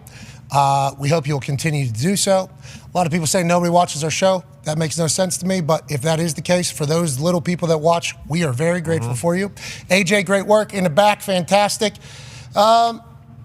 Be a friend, tell a friend something nice. It might change their life. That is a real thing. Don't ever forget it. even the people in your life that seem to be the most jocked and pumped and happy, go ahead and say something nice to them. Even if you don't mean it, you might just bring a nice little smile to their face and change the trajectory of the rest of their day. And when things like yesterday are happening, kind of puts everything into perspective. We're in this thing together. Team on me. Team on 3. 1, 2, 3. Team. Goodbye.